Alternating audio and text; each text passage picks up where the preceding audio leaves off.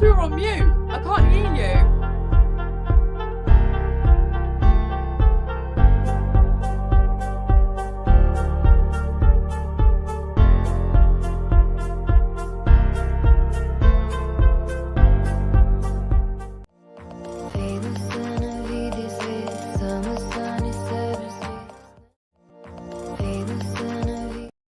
Too many things were going on there. I don't know where this music is coming from that I can suddenly hear, but it's existing. Okay, stop. Oh, what is going on? I think we're live. Hold on. I think we are live. Oh, hang on. What? Yeah, we're live. Can the rest of you hear on? that? Oh, do you know what it is? We are live. No, we Do you know are what live. it is? Shit, we are live. Do you know what it is?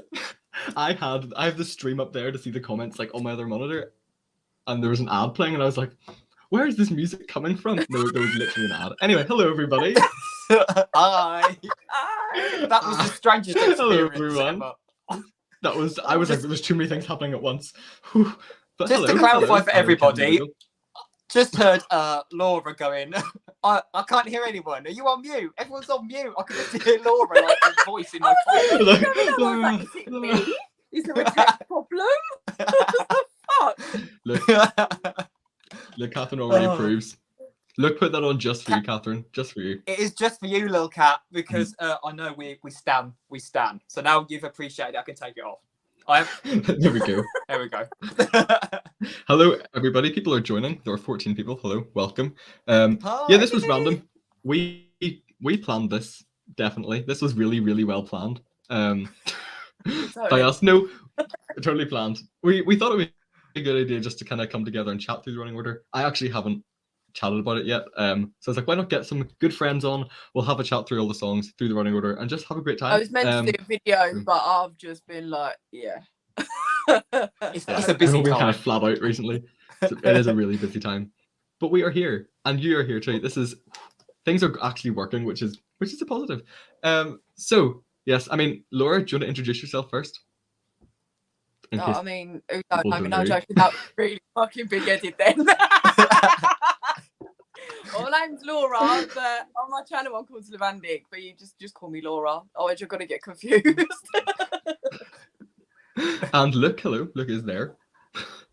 Hi everyone, and welcome back to another Jude-a-Vision video. I don't know Jude-a-Vision. That worked so well. That worked really well. Thank you, look.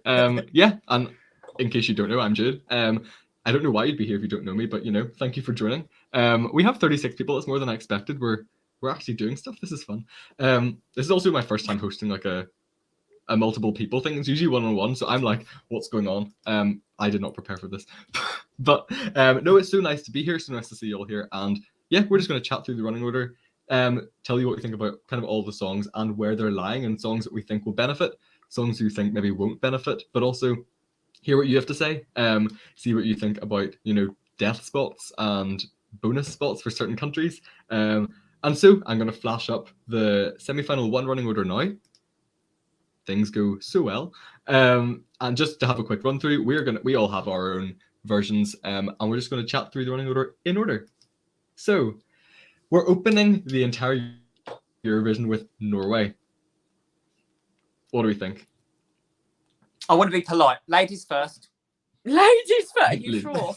Are you sure? To be honest, I think it's the best way to open. It's a great start for her career. She can bust the whistle tone at full speed, and then she can just relax her voice after. I mean, she's a little powerhouse, absolutely, without fail. So to bring that energy straight away is a massive, massive advantage for Eurovision, and just a massive advantage for that semi-final. If you were to start with more of a, not a lackluster, but more of a mellow sort of song, I feel like it would tail off completely. So to start with, Alessandra is just banging, to be honest. Absolutely, she's bangers and mash. That is how bangers and mash. I think she sets the bar for the rest of the show, and I think it's the best. Like you said, it's the best way to open, because you are setting the bar for what Eurovision is all about. So your casual viewers will have you tune into the first song and go, actually, do you know what? I will tune in for the semi-final, and I will watch the entire show. Yeah. Also, I mean, I'm guessing you both have seen the music video. Yes. She dropped that out of nowhere. I thought today as well. Not what I was expecting. You know but why, also, don't you? Why? Wait, hold on. She obviously, because the song's been out for so long, maybe they got the moolah. Usually they do the music video first, don't they? But maybe the song had gained enough revenue and they thought we can actually afford a really good music video now for it. Do you know what? I actually said true. that on a Turkish Eurovision like Twitter thing. I quoted it and I was like, Jenum has budget. She's definitely got the budget now. It's about how I've gone through. They were like, the song has gone viral. Yeah, that's so true though. They probably did actually just get the budget and thought, right, it's time to put it in. Like that music video was incredible. Not what I was expecting at all. But no, is that going to play into her staging? Because it could. There's a lot of elements there that I was like, ooh. I can see it, but I can also see it becoming very like Ottoman Empire. If you know what the I'm not like a fucking historian. Yeah. But with like Constantinople and the Sultan, by the way that was also a mix of Vikings, I can see it going that way. Ooh. So she's got she's just such a strong and diverse way to do staging. She's got so much potential there. Yeah. I'm just like, pick a way and just go with it because I really don't know.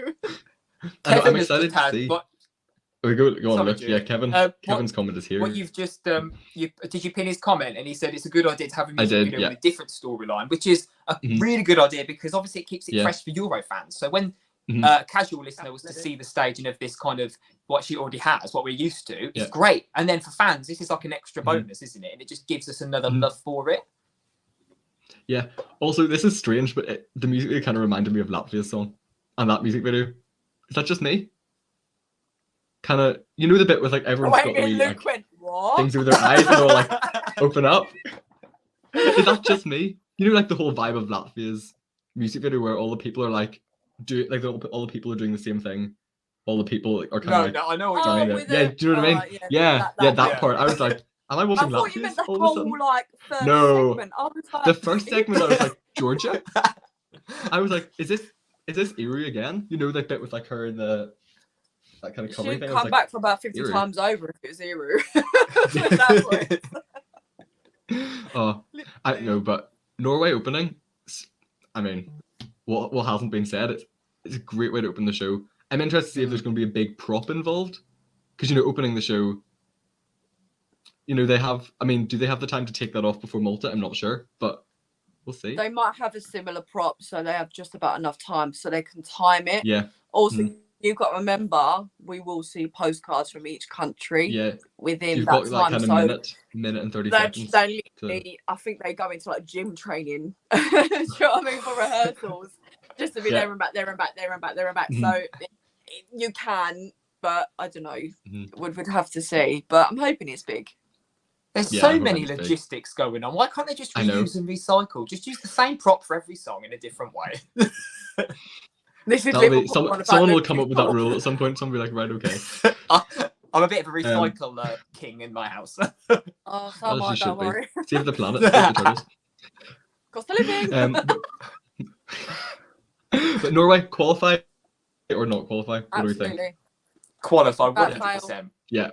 100%. Opening with a bang, qualifying straight through the final, absolutely. And so next up we have Malta in the death spot. Oh, I'm so sad for that. It makes me sad as well because it does make me sad. If it would, I think a song like Malta needs a good placement because it is good in one respect, but then it's like a 50-50 song. I feel like a lot of people will like it, but at the end of the day, is it stand out enough? Yeah. So it's kind of middle of the road for a lot of people, isn't it? See, Malta is maybe top. I think Malta's my top 15. I love the song. And I love the staging in MESC. That staging was so fun. It was so simple, but it was so fun. And Malta always struggle with televote, and on a televote only semi-final, I feel like it's sabotage. Yeah. And I love them dearly. They've actually followed me on Instagram as well. Bless them. Yeah, they're so sweet. I love the song. It's a perfect direction for Malta. After what they've had the past couple of years, listen, we love Destiny, we love Michaela, but this is a different approach. With the saxophone, the staging, and the sweaters. Everyone loves a sweater. In the episode of Eurovision coming out, we talk about Malta. And we said it is a good direction for them, but sometimes the death spot, wow, teeth in, death spot isn't necessarily going to be the non-qualifying spot. You could have anyone. You know what I mean? For me, I could see this qualifying, but on the flip side of the coin, I can see it being a shock non-qualifier. And I think a lot more people in general are thinking, we love the boys, we love the band, but we can see it being a qualifier. As a vast minority will think, okay, well, they're going to qualify. To me, I'm in that vast minority. I think they're going to qualify and shock everyone. But I don't know. They need to bring power party stage in. Yeah. Just to, secure a little bit. Otherwise, it's going to be a risky moment for them. Mark, I love the song so much, but it is hard, especially whenever we consider what's coming after Malta. They are kind of sandwiched, aren't they? And I don't know how good that's going to be for them. But then I guess, but I guess, what about Serbia? What do we think?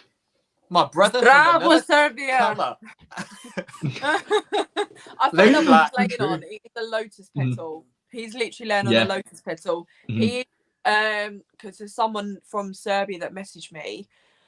He is actually changing his outfit. Apparently, the outfit that he had was from H&M. Bless his heart. Love that. Love that. But, I mean, I'd happily wear the shirt absolutely any day. I'd wear it to a bar with a pair of jeans. I'd love life.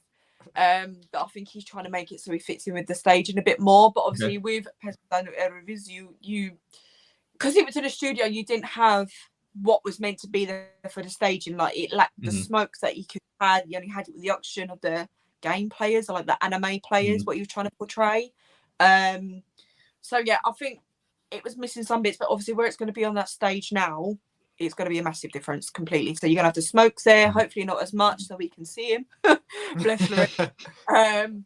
So yeah, I do think this will qualify. There's no doubt about it, if I'm honest. I think he has to be careful, a song like this, because it has so much potential to have so much wacky staging, but a song like that with too much staging can detract from the actual song, so you forget what you're listening to and you're just too interlocked on what they're doing. But I think the staging that we've seen already, I think, to be honest, if the Eurovision stage is going to be bigger, just on a bigger scale, but the same sort of thing, for me that would be great, because there was a lot going on, don't get me wrong, but it wasn't too much, was it? Yeah, no, that's true. It was a good balance, and he got across the vibe that it's, that we're in a game, I think I was watching, I think it must have been his interview with Sinan, possibly. Sorry to interrupt you. What I learned from Ahmad, the Balkan guy, Zdravo. He said it was like an anime sort of thing, and he's trying to portray that he's in like an anime game, so it does make sense and it clicks. But with some people, it won't click at first. Like with me, when I listened to it, the studio version, I was like, what the hell is going on? And when I see the stage like a rehearsal clip, I was like, Luke, are you okay? Like, what's going on, babe? What is he doing? when I see it, I was like, it makes sense now. So when I reacted to it, it clicked with me more, and I just like the song now, and it is in I think it's in my top 20, top 15, one of the two. It is in my top 3. Same top 3. I love that song. For mine. Laura's gonna be like drama. But you know what, Laura? We appreciate your opinion. We appreciate your opinion. Laura, we can't be friends. You have no taste because it's different to mine. So true. Oh, sorry, Laura. We're actually gonna boot you off now. Let me just. Sorry, I'm joking. Bye. Just looking at now, Laura. I'm sorry. Oh, you have all moved around. I forgot. Oh,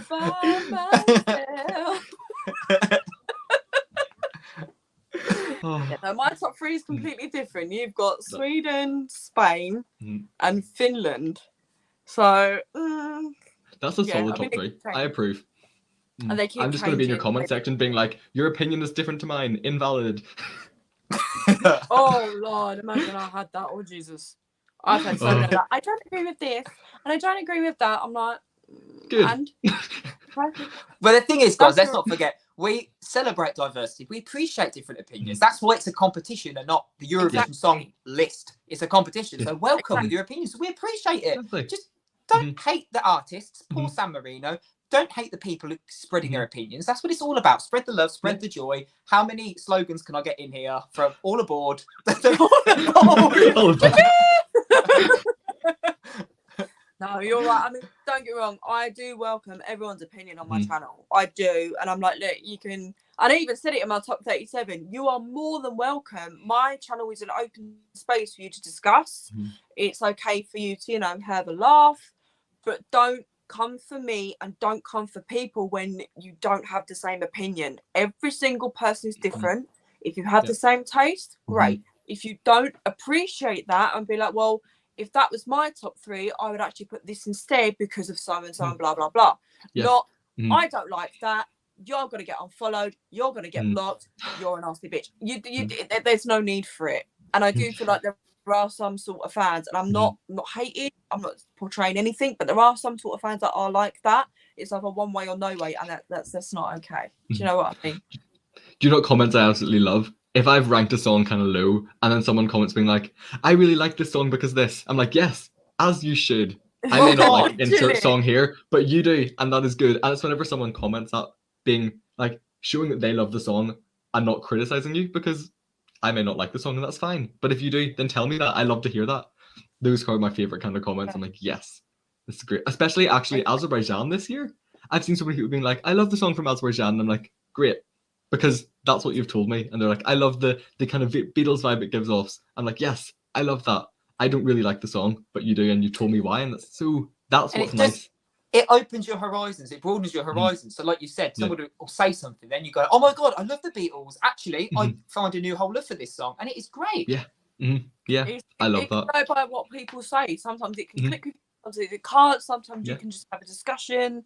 I mean, if I'm honest with my Azerbaijan video, I have a lot of 50-50 reviews on that. A lot of 50-50. I was quite surprised. I normally expect like Azerbaijan with Azerbaijanis to be like, Azerbaijan best, Azerbaijan winner, blah, blah, blah. They've actually taken a step back and they've been like, I don't like it. Some do like it. And they've really said, let's go to Liverpool and let's bring in the Beatles with the last minute. That's exactly what it is. Yeah. To me, it's very they're in such a strong semi-final. I just feel like I know that they are forgotten. They are forgotten, and I feel sorry for the boys. But I still can't tell between the two who is who. So I'm gonna have to ask them on the Eurovision, like who is who. Which one is true? Literally, who's taller? They're so identical. What's the one thing that separates you? Just don't rock up and say, "Hi, Jedward." Just don't do that. You'll be fine. No. Someone in a group chat that I mean say that when they're actually going to LEP and they actually said that, I was like, you are preparing for hell. So apparently they are going to get so drunk they're going to walk up to them and go, well, you're like the Azerbaijani Jedward. No, you don't. No. Don't do that. No. I will happily drag you away and be like, respect them, please. Yeah. I love the people in the comments currently saying they love the tangent. We love it too. But maybe we should jump back onto the circle. Sorry. Latvia I after do talk Serbia. a lot of shit. As you should. As you should. Yeah. Next up, Latvia. Whew. Right, I've got a controversial opinion about Latvia. I'm just going to say it now to get it out of the way because a lot of people haven't agreed with me. This song is not generic. That's not what I'm saying. However, in comparison to the other songs in the first semi-final, I did actually say in one of my videos that I think they could suffer because they are sandwiched between Serbia, which we all know is so quirky, and then on the other side, Portugal, which again is mega quirky and really ethnic. And I think Latvia does, in comparison to these other songs, look generic in comparison. I'm not saying it is. It's not generic. I love the indie kind of rock alternative vibe it gives off. But I think they could be in trouble. Yeah. It's only just clicked for me. If I'm honest, that song has only recently just started to click for me. And I put it in my, I think it was 23rd or 24th in my top 37.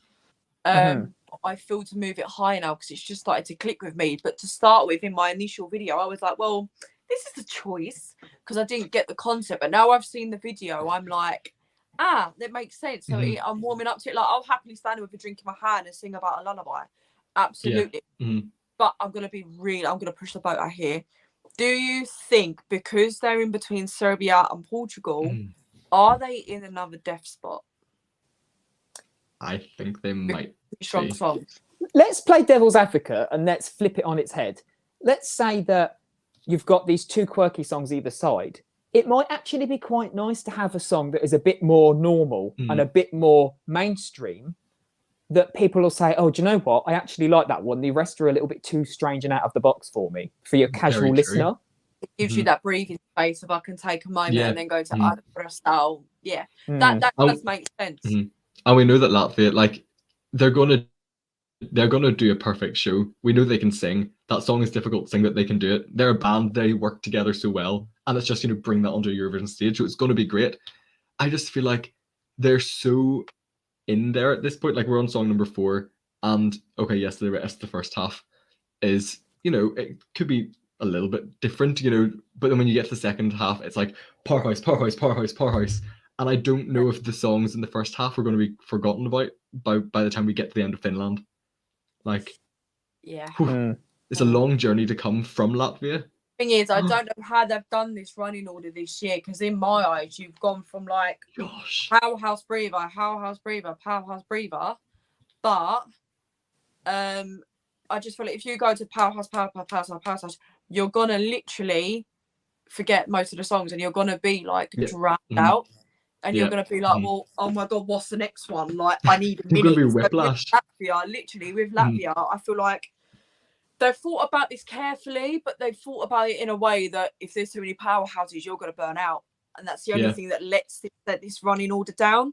Whereas you've got like slower ones in between a few powerhouses, it would be better to have breather, breather, breather, powerhouse breather, to give you that time to go, well, right, I'm ready for the next one. That was lovely. Maybe I don't like it. Maybe I do. But it will give you that time to say, well, right, I'm ready for this next one now. Just slap me goddamn in the face with the next powerhouse. Your brain needs to catch up. Like, Are you gonna feel like you're gonna need, like, I don't know, CPR by the end of it? Literally. Very brief interlude. Josh, thank you so much. Don't do that again. Don't do that again. Thank you. That is very kind of you. Thank you so much, Josh. That's £3.33 each. That's what it is. So true. Actually, by the time YouTube gives it to me, it'll be $4.90 for $4.90 between the three of us. But thank you, Josh. We can get pints. YouTube, it's fine. But I'll Venmo you all. Thank you so much, Josh. That is so kind. Thank you. Yes, Laura and Luke, you'll need to get. We love Josh. To get live streaming too, according to Josh. We do love Josh. Thank you, Josh. I'm a technophobe, but I can try. As somebody said, I'm like the camp counselor here. Like, I'm like apparently the counselor. Look, holds us all together. He's actually the that binds us all together in the Eurovision community. Oh my god, I don't even know what I am to the Eurovision community. I'm just at it being just me at this point. And that's who you need to be. That is who you need to be. You're like Angelica from the Rugrats. I actually am. I am. I could be a bit, but I could be nice too, and I will just say how it is. And when you find your Cynthia, you find your Cynthia. Oh, I actually do. I actually do. Spain. That is true. She is your Cynthia. Paella and pussy. You know, I feel like I need that on a t-shirt. Like, honestly, do you know what? Just to go off topic, I've been told it's been on Spanish TV, it's been on Spanish radio, it's been on blogs, it's been absolutely everywhere, and I don't even know how. I literally hung over. I've been interviewed by like Eurovision 360. I loved Abel and all the guys there. But I've been interviewed by them, and they literally wanted to get to know me, and I was like, this has never happened. What the fuck is going on? I've got work tomorrow. I better not see me. What the fuck? I mean, I think we all have our go viral era, and Laura's had the biggest one out of anyone. I feel like that has been like a I've had three within, like, it's literally been like done. I'm literally the Spanish media are like, what you going to say next? That's literally it. Literally, I've had Spain, Serbia, and I had the UK, because I told the UK locals to, pardon my language, dude, on your channel, I told them to fuck off. So I don't know if May Miller watched my thing and actually thought, well, she's a bit doing out of my reaction. But I was doing it to the UK locals. I wasn't actually doing it to people that like the song. And I went viral for that. And I was like, oh my God, I'm being so cocky for you. What do you mean? Because in person, I'm not like that at all. I'll just say my two-piece and laugh and joke around. But I was like, how the fuck have I gone viral? I'm scared to You and May Muller would be friends. I think you've got very similar personalities. 100%. Really? Yeah, I can see it. Yeah. No, you take a drink, mate. If it's Muller corner, I mean, like you're like the raspberry yogurt, and she's the balls in the corner that you pour in the yogurt. Balls deep. She's literally balls deep. Or cornflakes or whatever you want. Like she's balls deep. In a good way. People that good are way, in the UK, guys. that's a good In a thing. good way. That's a Underrated, good thing. and I mean that. I mean, Maltesers in ice cream deep, not Ooh, the way that you that's a shouldn't good learn about comparison. shit. Yes. We've gone on a tangent again. We're tangents upon tangents. Portugal, Ai Coração. Ooh, I love this song. Live, I'm not actually a fan of the studio cut. I mean, it's the same thing, but I need that show. That's like I need her to be backed up by her performance, which sells it for me completely. I'm glad you've said that because I feel the same. It is for some reason it's like there are certain songs that you can play in your car or on a playlist or in your headphones, and there are certain songs like, for example, I would never play Portugal. I would not in my everyday life would I play Portugal, but to watch and for Eurovision, I'd vote for it. Of course, 100%. Do you feel like she's? Yeah, absolutely. I don't know if it's just me, but I feel like she's a bit like Liza Minnelli. And mine hair. In that cabaret. I'm glad that you said them because I thought of current Liza Minnelli and I thought, oh no, no. Current Liza Minnelli. Oh my god, she'd be in a pensioner's home screaming with her. You want to laugh? No, she reminds me of mine hair and cabaret, and I love that feel to it. And believe it or not, Portugal has never been in my top 10 ever. It's always been bottom tier for me. But for this to be in my top 10 this year, I think it's at number 6. I was really, really surprised. But as soon as I heard it, I was like, yes. She clicked me straight away. She's had this song written for 10 years. Literally 10 years. Really? Yeah. She said in an interview, she said, I wrote this song 10 years ago. I was at a friend's house waiting for something. I just wrote it down. And then obviously 10 years later, she's entered and then she's won, which probably the best song I've heard for Portugal in the past couple of years, if I'm honest. So I do think she will go to the final. She's not going to have the sofa. She's actually going to have different staging as well. So I'm very, very excited. Keep the red theme though. I feel like the red theme really, really emphasises that staging and her voice. Can we just take a moment for her voice, please? Yes. Diverse, all over the place in a good way. So good. Yeah. Absolutely. I absolutely adore her voice. I mean, I could listen to this in a car and I would not know it's Portuguese. I would instantly think it's like American cabaret. And that is saying a lot. So it has a lot of potential to do well and go. It could actually go viral. Yeah. I'm just praying it's staged correctly. Yeah. I know. The vibe with the colours and the dress, and like you just said about the red. Red is a very strong colour if we're talking semiotics. It has love, danger, violence. It's got so many different kind of meanings to it. But to me, she gave me Christina Aguilera from Moulin Rouge kind of vibe. Yeah. Absolutely. Yeah, I really hope Portugal qualify. I really hope they do. It's just I think that's one of the ones we'll know on the day. Yeah. We will know when semi-final 1 hits. We'll be like, yeah. Or we'll be like, oh, we'll see. I really hope she qualifies because that would be such a good and another diverse song in the final, which I want to see. Yeah. You got to think of the end game. Go on, Luke. Sorry. Yeah. Oh, so I'd finish. I just said you got to think of the end game and think of when it comes to the final. If I do that, shut up. Honestly, I get it at work all the time. I think on Eurovision T, we were filming the episode for Portugal, and I think it was Georgie. I think it was Georgie, or it was someone else. They think it might be a shock non-qualifier, and they're worried that it might non-qualify. Oh, I can see it. I don't want it to happen because of how strong everything is. This one, I think in their eyes, they saw it as a bit of a mid-song, but not in a bad way, because it is a powerhouse of Portugal. So if they saw it in a midway, it would be up there. So, hold on a sec, Missed. No. Right, hold on. Can I turn that off? Hold on. £50. Thank you. Let me see if I can turn this off because. Let's maybe not do that anymore. You shouldn't be doing that much. I want to cry. You shouldn't. Oh, that's so sweet. That is so nice. Thank you. Thank you. And also, you're going to be at the semi-final one right, TV I show. need to know their PayPal. enjoy I'll that. send them 50 quid back. I'll Well, send him 50 yeah. quid back. I can't take that. Like, genuinely I can't send take us. that. Like, thank you so Oh, much. bless your That little is- heart. Oh, I can't take that. I say little heart, but bless your big heart. Little, it's not a little Like heart, it's a Curaçao. big heart. I could have sold. Yeah. Oh, bless him. oh, thank you. That means so much that you would even consider doing that, but please don't. Like, we do not need money. Oh, This- my oh, God. thank you. Thank you. Oh, it's for the love. that's It's for the really passion. take me off. Hmm. Oh my Oh, God. that has thrown me off. Shall Yeah, we that continue? threw me off. I'm like, Yeah. okay. Yeah, but no, Ireland. Oh. Mhm. Eurovision Tea episode, and someone basically said that they're Mm. worried that it might not qualify because there's so many powerhouse songs.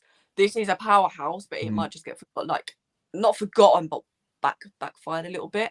Which I hope it Yeah. doesn't, because it's Mhm. so different this year. Mhm. Yeah, you're so right.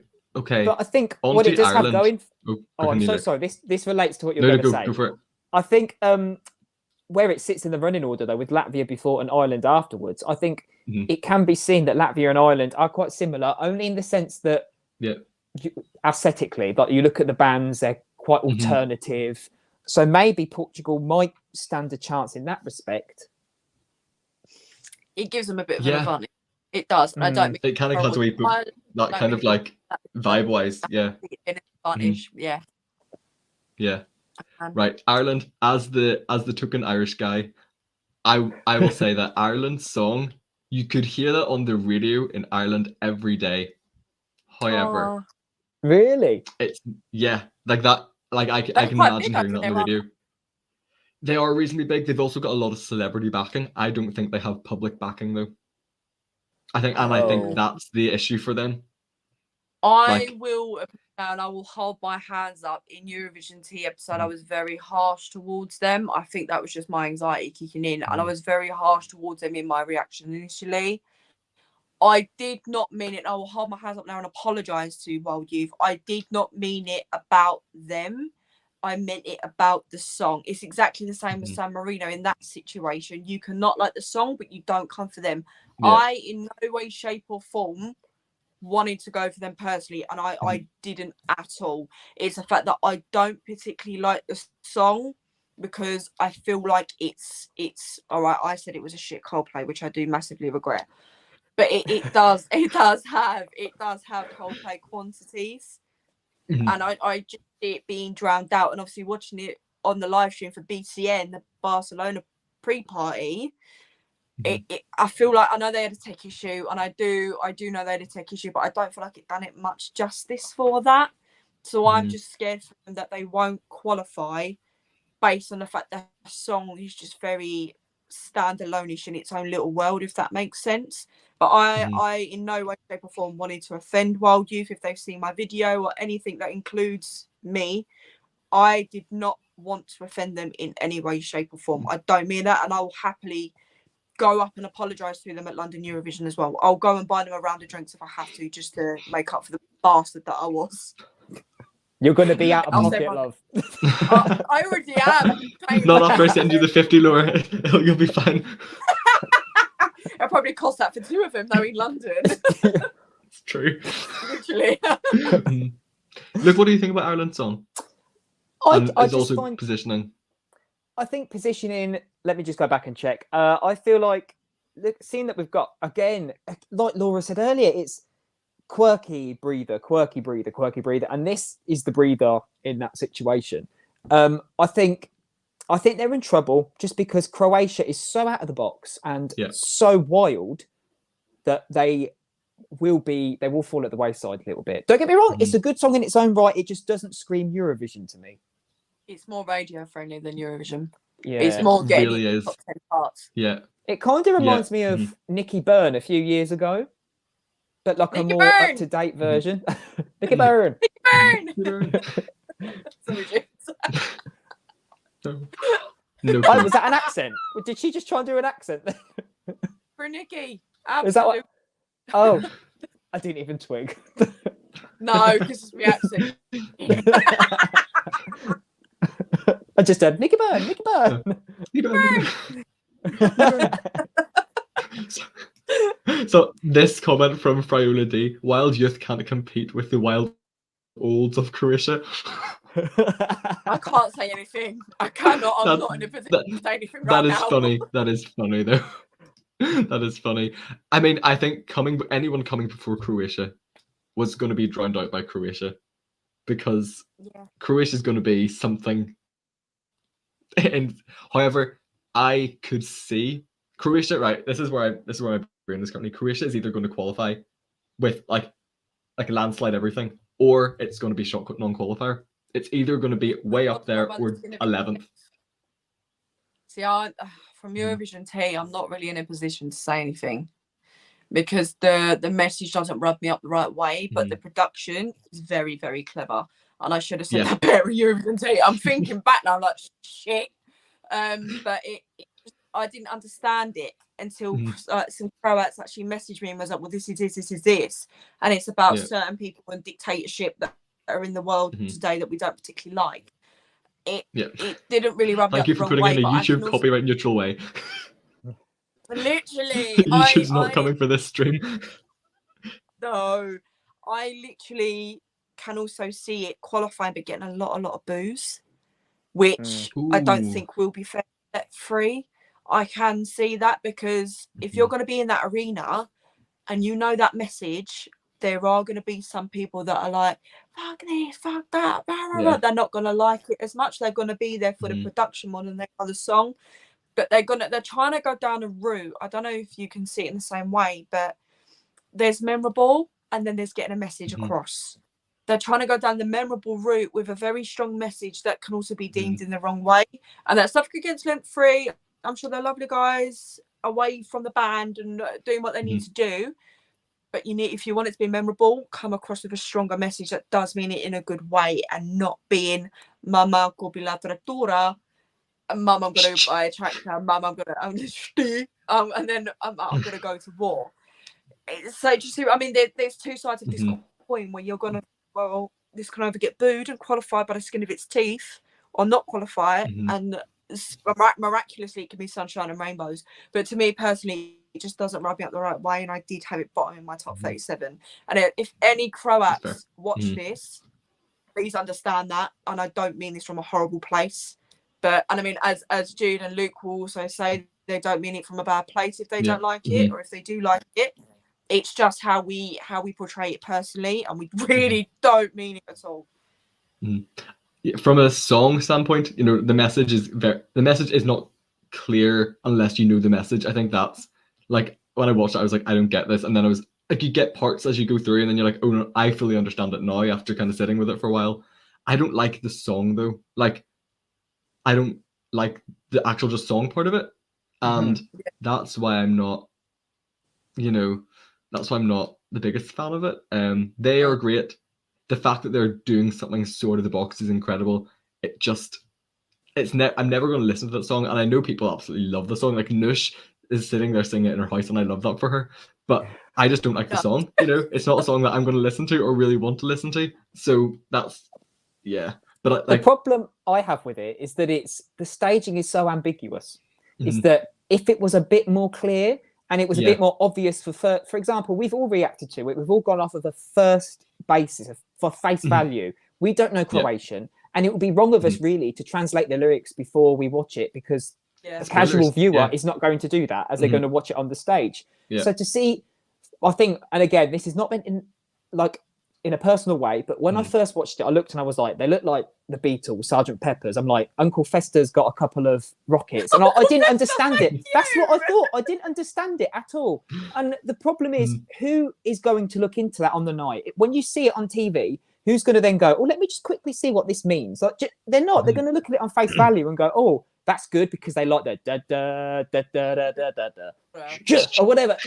They're either going to love the hook or they're going to think it's weird. I think it's a 50-50 thing. Yeah. And I think especially with televoting only, I know that there's going to be a load of Euro fans that are going to be watching it to vote for it. But I know that whenever people watch that, a lot of people aren't going to go, oh, I'm going to vote for that because that's my favorite on the night, I think, and it just depends what the numbers are. Vote for it. A lot of the Balkans more because they understand it. Yeah. Whereas if it's like you come from Scandinavia or Mhm. you know UK, or if you are watching from America, you're not You're gonna looking in like, get it. Mhm. They're gonna be like, what? Mhm. So they might be like, well, why the hell are you voting for this so and so? Do you know what I mean? Yeah. It's Mhm. so tricky. And So I live it'll in be interesting to see. I think it will qualify. It's just going to be strange. It's going to be up there or down there, and we just don't know until the night again. I'm just Moving just on gonna get though to Switzerland. I'm going to hold my opinion on Switzerland for a minute. But You and me both. We have some lady that we have in common that seems to go around and comment and say that we're bad people for our opinions on Switzerland. So I feel like it's better to just be quiet. Go on, Laura, you go, girl.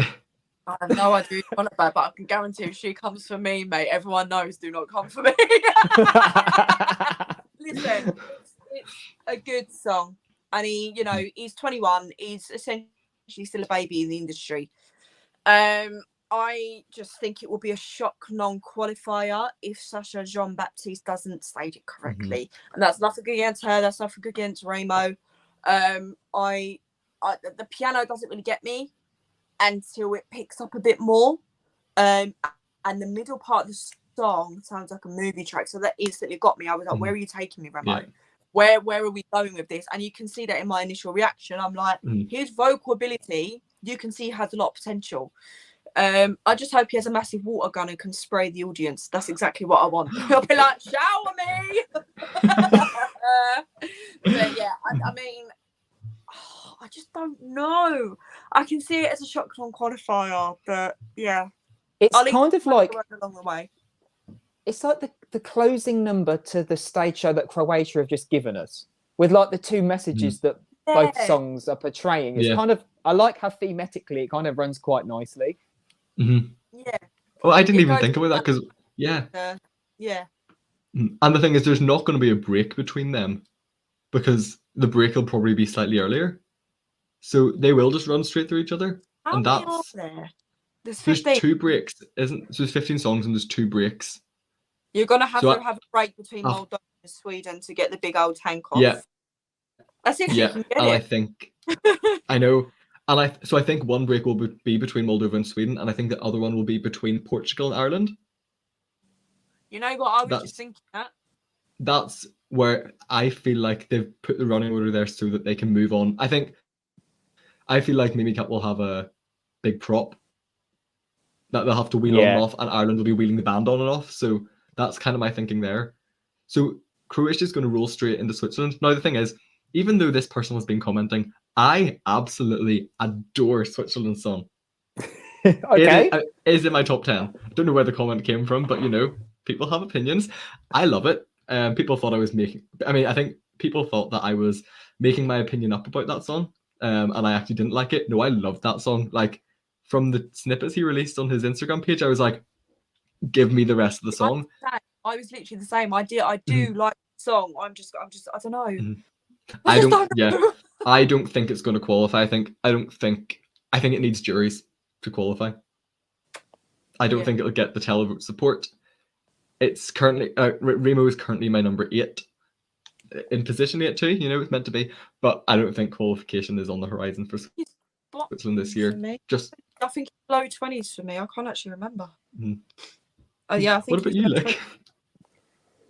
Well, I don't hate it by any means. I don't hate any song. I don't feel like I believe, because I write songs myself and whatever. I believe one song takes a lot of craftsmanship and there's a lot that goes into it. So for people to just pish off a song and say, no, it's rubbish is wrong. Yeah. There is one thing good, at least one thing good in every song. And this song is just not for me based on the lyrics. And I'm going to have the two sides of the coin here. I don't like personally how graphic the lyrics are, considering Switzerland are a country that don't participate in war. And they've had that treaty since 1815. I understand it's not about them going to war. It is about the rules of Switzerland that he doesn't want to be a soldier that he has to do. And there's also empathy towards other countries. To me, on my first reaction, I just felt it was a little bit of a slap in the face. I must have taken it the wrong way. When I heard those lyrics, I thought there are actually countries at war. And I feel like this song is coming from a personal level. and it didn't sit right with me based on what's happening at the moment. But since comments have been coming in and saying, well, don't forget it's empathy, I'm like, actually, I see what you're saying.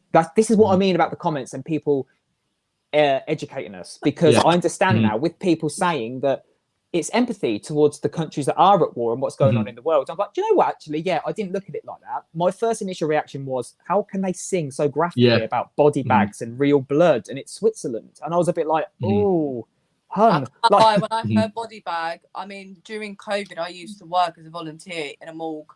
So when he said body bag, it sort of gave me a bit of nostalgia. I was like, I've seen a lot of body bags in my lifetime. So to hear that, I was like, okay, I can get the empathy, but there's a very, very dark message in that. But I can get he's trying to portray it the right way. There's no doubt about that, and he's a fabulous song. But yeah, it gave me a bit of PTSD. You're like, It has got a good hook in there for a song that is an emotional ballad. It has got a really good hook in there. Someone else I spoke to, I think it was on Eurovision Teya, actually said it reminds me a little bit of James Arthur. Yeah, I can see that. You didn't know it was I can Ramo. see that, Yeah, if you didn't know it was Ramo and you put it in your ears, you think, is that James Arthur? But when you look at your phone, you're like, fuck, it's Ramo. So It's Ramo, I can give you that instant contrast of songs and artists as well. I've seen people saying it's too literal, people saying they don't like it because it's blunt, people saying they do like it because it's blunt, people saying it's about empathy, it's about, being in Europe during things that are happening in Europe and looking on. And I mean, I get all of them. I love the song. I don't want to be the PC brigade either, but there are children that watch. It is a family show. It is a family show. And do you know what I mean? I feel bad when I swear and lose my absolute shit on reactions when kids watch it. I have a lot. That's your brand. I mean, that's just my brand. I even know it's not for kids, and I still got 13-year-olds watching my stuff. I'm like, that's your problem now. That's a you problem, Nora. No, there's a lady, bless it, Heather, watches my videos, and she said that she's got her 7-year-old that watches with us, like a little sidekick, and he's always there and he's ranking them with her. And I'm like, that's so sweet. And then when I hear things like that, I'm like, oh, there's a 7-year-old that I know that watches this. That's what I'm like. I really need to sort my mouth out, because if I have a child watch this and they start swearing, I'm going to have the parents come for me and I'm going to be like, I am so sorry. I did not want to influence your child like that at all. You're going to get little 7-year-olds with their hairs in ponytails and like going, oh, fucking hell, Could you imagine there's probably a little like Jose in the middle of Mallorca running around going, Paella y coño. Is that what pussy is in Spanish? Yeah, I think that's what it is. That's what they were used to write in the video. I don't know if I said it right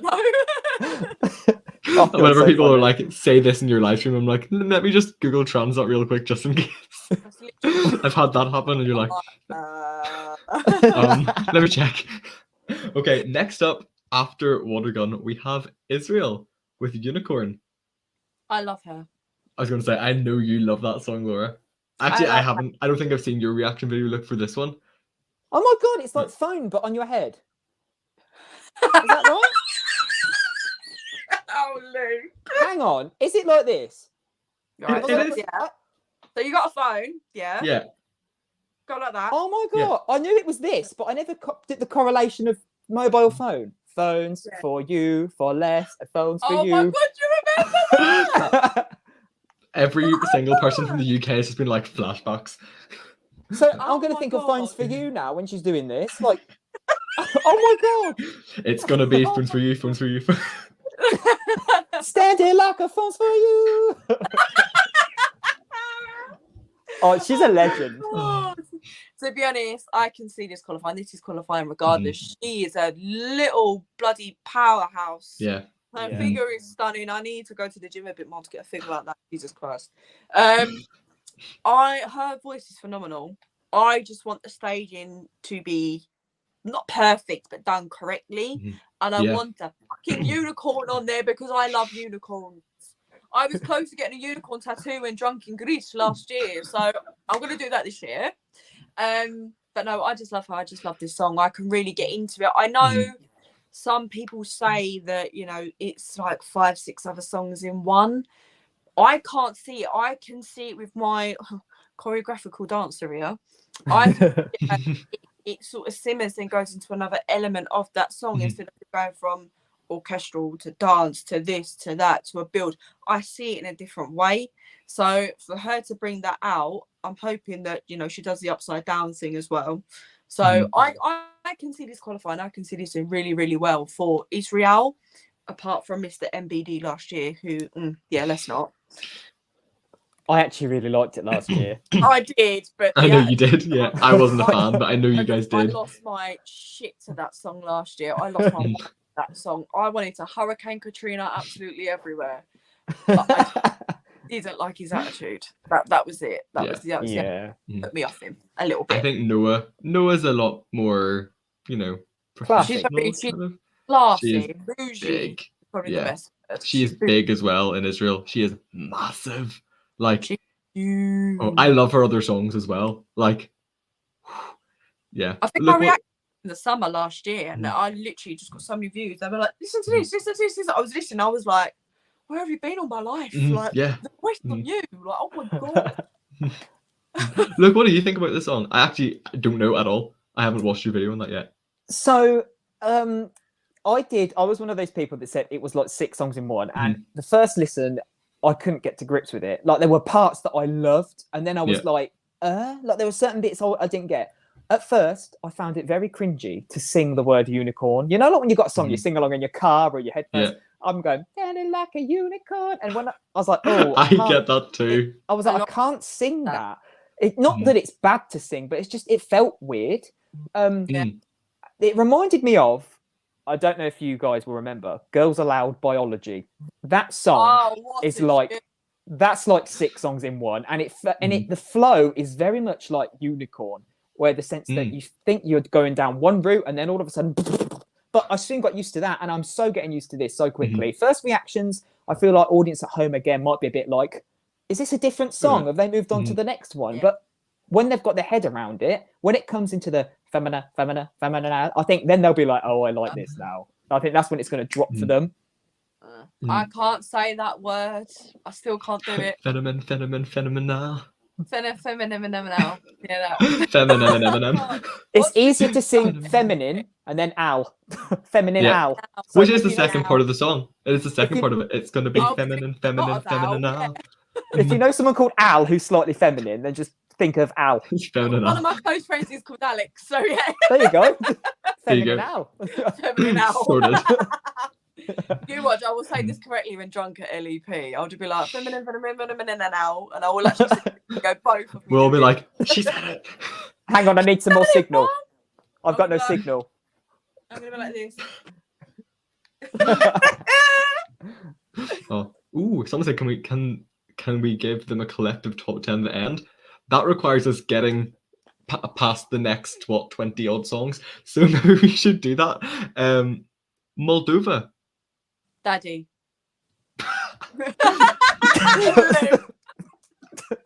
You okay? He's married, and I don't mean it literally. He's married. I'm only joking about, but I love this song. I love it too. Literally, the chorus is stuck in my head like Swalina, Luna. It's literally stuck in my head, and I'm like, I'm so happy he's back. I feel like if we had Sunshine Project, it would have flopped. Oh no, I agree, especially with that song. Especially with, bit cringe, that song. Yeah. They can sometimes outstay their welcome, can't they? You know, you're like, "Oh, we've had enough of you now." Don't get me wrong, they're legends, but sometimes it's a bit like, "Oh, Jack here we go again." Whitehall loves them till Kingdom Come, absolutely adores them, but I feel like we're better with Pasha, and he done very, very well in 2012 with Lota, with all of this, and I absolutely adored him then. His voice, and I love the fact he's singing in it's not Moldovan, it's like Romanian. Moldovan, I didn't know where this was going to go with the language, but singing in that, I feel like is better. It's more of an advantage because you sort of get where he's coming from with it, and I love the little pagan horns. I love the little man. I've got to say little man instead of the other word we all love to say. I just adore it. I do, and I can't wait to see it at LEP. I really, really can't. I know I keep banging on about it, and you can tell me to shut up, but I literally. We can tell you're excited. And that's what we I'm love to so hear. excited. I literally Mhm. know about a couple of people going, and I'm going to have social anxiety till the kingdom come home. But I'll happily stand there and sing Suareless Shiluna until, honestly, I'll adore it. But I do think he's going to give the best result for Moldova. He's going to get probably top Oh, we 10. could. Yeah. Absolutely. It kind of gives me Alvin vibes last year for France. Yes, I Mm. completely agree. Yeah, it's got that same it's kind of like dark, pagan dark vibe. EDM. Yeah. Yeah. Mhm. Oh, yeah. Absolutely. Absolutely. I'm trying to think Laura which pretty one much do I just like said better. everything that I was going to say. So I Yeah, mean, it's true. Oh, It's sorry. true. No, I I mean, think good. Tell me to shut up. You literally. saved me a job, honestly. I've nothing else to add. I mean, neither talk do I. so much, honestly. Just tell me to shut up. I get told it in work all the time. Apparently, I talk too much. I'm like, really? No, they didn't say that. No, they told me I talk. You? Yeah. My You're office having me on. Yeah, they told me You're joking. No, they told me I talk too much and I need to shut up. Jude, do you believe that? I don't believe that at all. I can't No. believe They, that. they told me I talk too much, and every time I go to ask something in terms of a client, they go, "Oh, I haven't got time to talk now. Bye." I'm like, I'm asking You, a question. Yeah, you of all people. yeah, me. No, I ain't having that. Yeah. So don't worry, I've already put my two pence in. Do you know I'm me the joking here? I'm like, I feel like you'd have. Did you have any idea I was being sarcastic? Oh, I was gonna say. I fully believe. Well, see, I can. But, like, we can see that happening. Never. No. I'm You. I'm just gullible. I'm at it. There was like, right, I'm out. Bye. So, Oh. but yeah, they do pick on me at work. Yes. Oh, it's Oh. just so lovable. That's what it is. Mhm. Oh, So after Moldova, we think we'll have a break, and then Sweden. I mean, Like she needed any help anyway, but after Yeah. a break, I mean, it's just going to boost it even more, isn't it? Yeah. Oh, absolutely. oh yeah. By far. Mhm. What are we thinking about the staging? Do you think they're going to be able to do it, or maybe if they can't, get like a cardboard box above her and like she can pretend and like push that up? I mean, it's doable. I mean, Yeah. it won't have the same effect, but I genuinely don't know. I've heard that she's going to try and get it over, but it's going to be a big struggle. And it's so heavy as well. Like, At 1.8 tons. yeah. Literally. That's, ooh. The thing is, if she can do it, it'll be great. But also, you could almost this is a stretch for me. You could the stage has like the three LED walls, right? Yeah. What if you kind of just Yeah. she can have that on all of the walls. She can be in it. Yes, you don't get the visual effect for being between the things. You could film the whole thing sideways. You can send have Jude in. Delegation, send Jude. Oh, damn it, really, you've just set my choreographical mind off. Oh my God, I haven't had that in years. You could do it No. sideways. It would be hard. That would be good. You could start as that, Mhm. but you can actually have like a box within a box and have the Moroccan and nomadic things projected on top.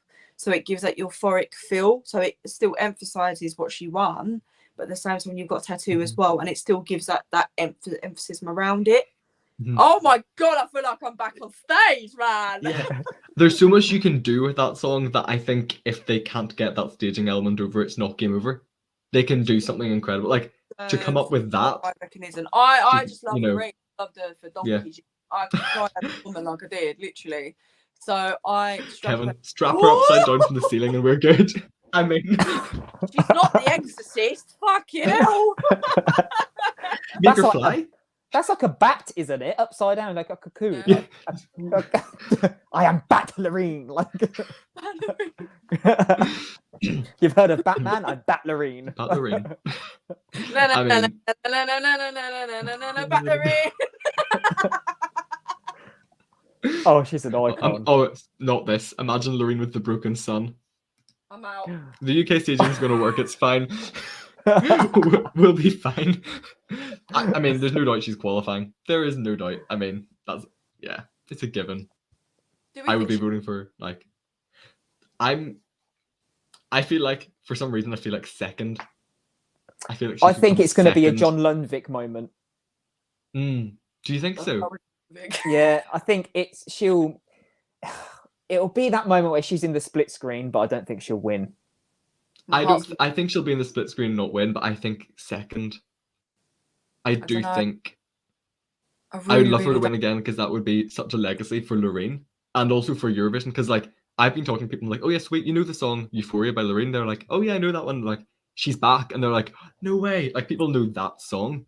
My mum said that. She said to me, "Oh my god, I've seen online that there's a previous Eurovision winner back." I'm like, "Yeah, mum, it's Loreen." She's like, "Oh, I like her." I'm like, "Yeah, the woman in her 60s is on board." Yes, Sharon. It's just such a shame that with every year, when you've got a favourite, that there seems to be a rebellion against that favourite. And the reason that the rebellion is so strong is because you've got to realise there are like 36 other countries taking part. So, of course, it's not just a case of the people who, I don't know, the songs in second place are going to be like, I hate the first place. It's every other person from every other country suddenly like, oh, well, it's not that good. So it is a shame, because it is a good song. I just wish that a lot of the toxic side of the fandom would stop making it out to be like it's the worst song ever, saying it's so generic, and then shaming people that like it. To be honest, I don't mean to be horrible, but I will be the one that's saying what we're all thinking. It is kids that are doing it. It is teenagers that are doing it, and then they're being toxic, and they don't understand. For people that have watched Eurovision longer, like us, or people in Eurovision Tea, or Wee Wee blogs, or I listen to Michelle, Maxi Rainbow, even other people in general. I mean, I'm just naming reactors, but even other people in general, where we've watched it longer, we sort of know how to act around these people and go from an artistic approach. Whereas where you've got this younger generation, and I don't mean this horribly in the slightest, I don't, but to me, it's always a younger generation that are coming for people. They're stirring up the drama. They think, well, you're this and you're that. Ha ha, look at me. But they don't realise behind these screens are people that are genuine singers or artists, or people that work 9 to 5 like myself, or they do have emotion, and it's not like we're in some AI generated machine on Matrix. Do you know what I mean? It's always like that. I wish sometimes I could be put in a machine, like get someone else to do my job for me. Exactly. These are genuine people. They do have, I've met some amazing people from it, like you guys. Like this year, I've been introducing more people, Eurovision Tea, and just speaking to general fans across the globe that watch it. Oh, I have a mouth on me, but I don't go and attack people for it. If you don't like Rian, you don't like the Rian. I'm not going to go and attack you and say that you're a dickhead for it. Absolutely not. So it is those fans, and I agree. Look, it is those fans that are causing that hysteria around certain songs, and it's really not fair on other people. I describe it now as taste buds. So, like, I'm not being funny. Say, for example, Jude doesn't like, I don't know, carrots. I'm not going to hate you because you don't like carrots. It's your like taste. But no. Carrots are my number 38, guys. Don't talk to me. Carrots are life. Carrots are number 1. I'm going to put gravy on them, then I can eat them. Oh, okay. I thought of a raw carrot, and I thought, why would you do that? Oh no! Don't even. I got the Let's move on from the raw carrots and gravy. Azerbaijan. We've already touched on Azerbaijan, but Azerbaijan after Sweden and before Czechia. Game over. Game over. That's all I say. It's game over. You've got 2 strong entries there. Game over. Yeah, and I also would say 2 for sure qualifiers surrounding you. 2 big hard-hitting qualifiers around you. Yeah, it's disappointing. I think. Who hit the nail on the head earlier when they said last-minute Beatles? Was it you, Laura? Yeah. Someone said really that. Yeah. It's like in my comment section a lot. But... Oh, is it? I get like a Britpop Oasis vibe with this as well, and I think it's like props to Azerbaijan for trying something different, because we're used to these pop bangers, but I miss it. I miss their pop bangers. I am a commercial tacky pop boy through and through, and Azerbaijan year in year out are like appealing to everything that I like, and it's I miss it. I just whenever I saw that it was them, I was like, oh, like I didn't look into them at all. I didn't listen to any of their music, if they even have any. I didn't actually look into them at all, and I was like, oh, this could be great.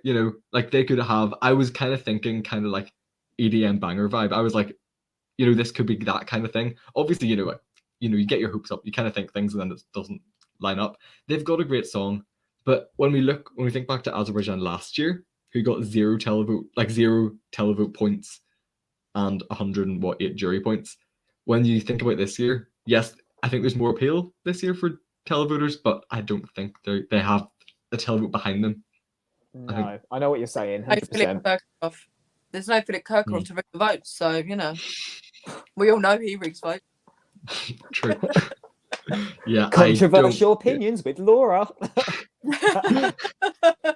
Yeah, I don't think they're going to qualify. But on a different note, Czechia. Now, I'm going to put it out there. I think this could have, I think has the potential to be a shock non-qualifier. Oh yeah, I can see Not the that. only one that said that. You're really Oh, okay.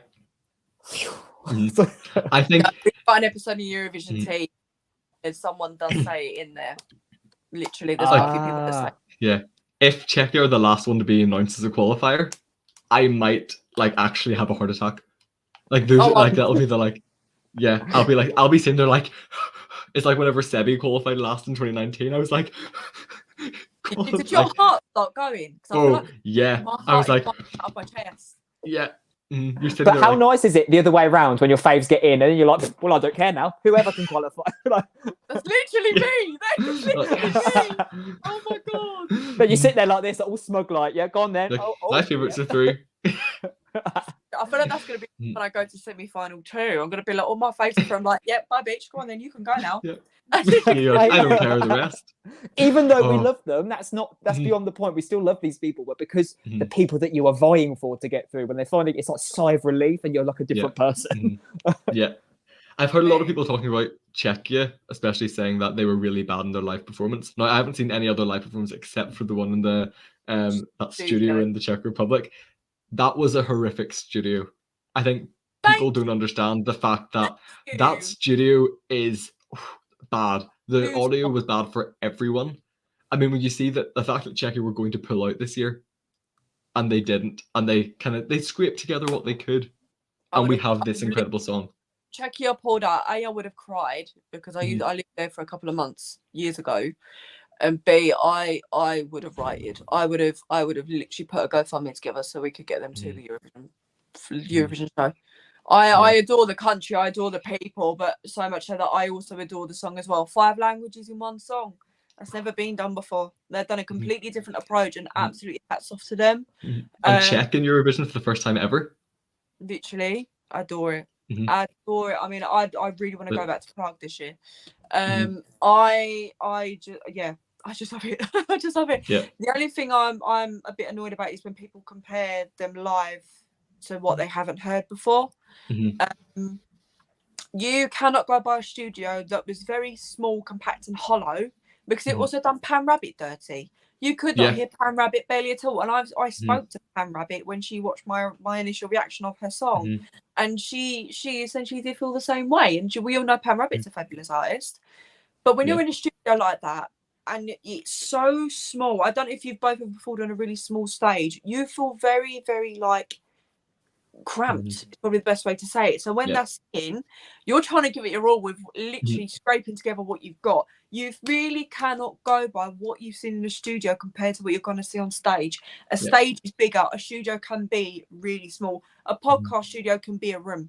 I don't know if any of you watch podcasts, but I watch Shits and Gigs podcast, and they are in a room. And it's so compact that they genuinely say they feel claustrophobic. So I can only imagine what VESNA were feeling when they run that on that stage or on the studio stage, because I'm feeling like that.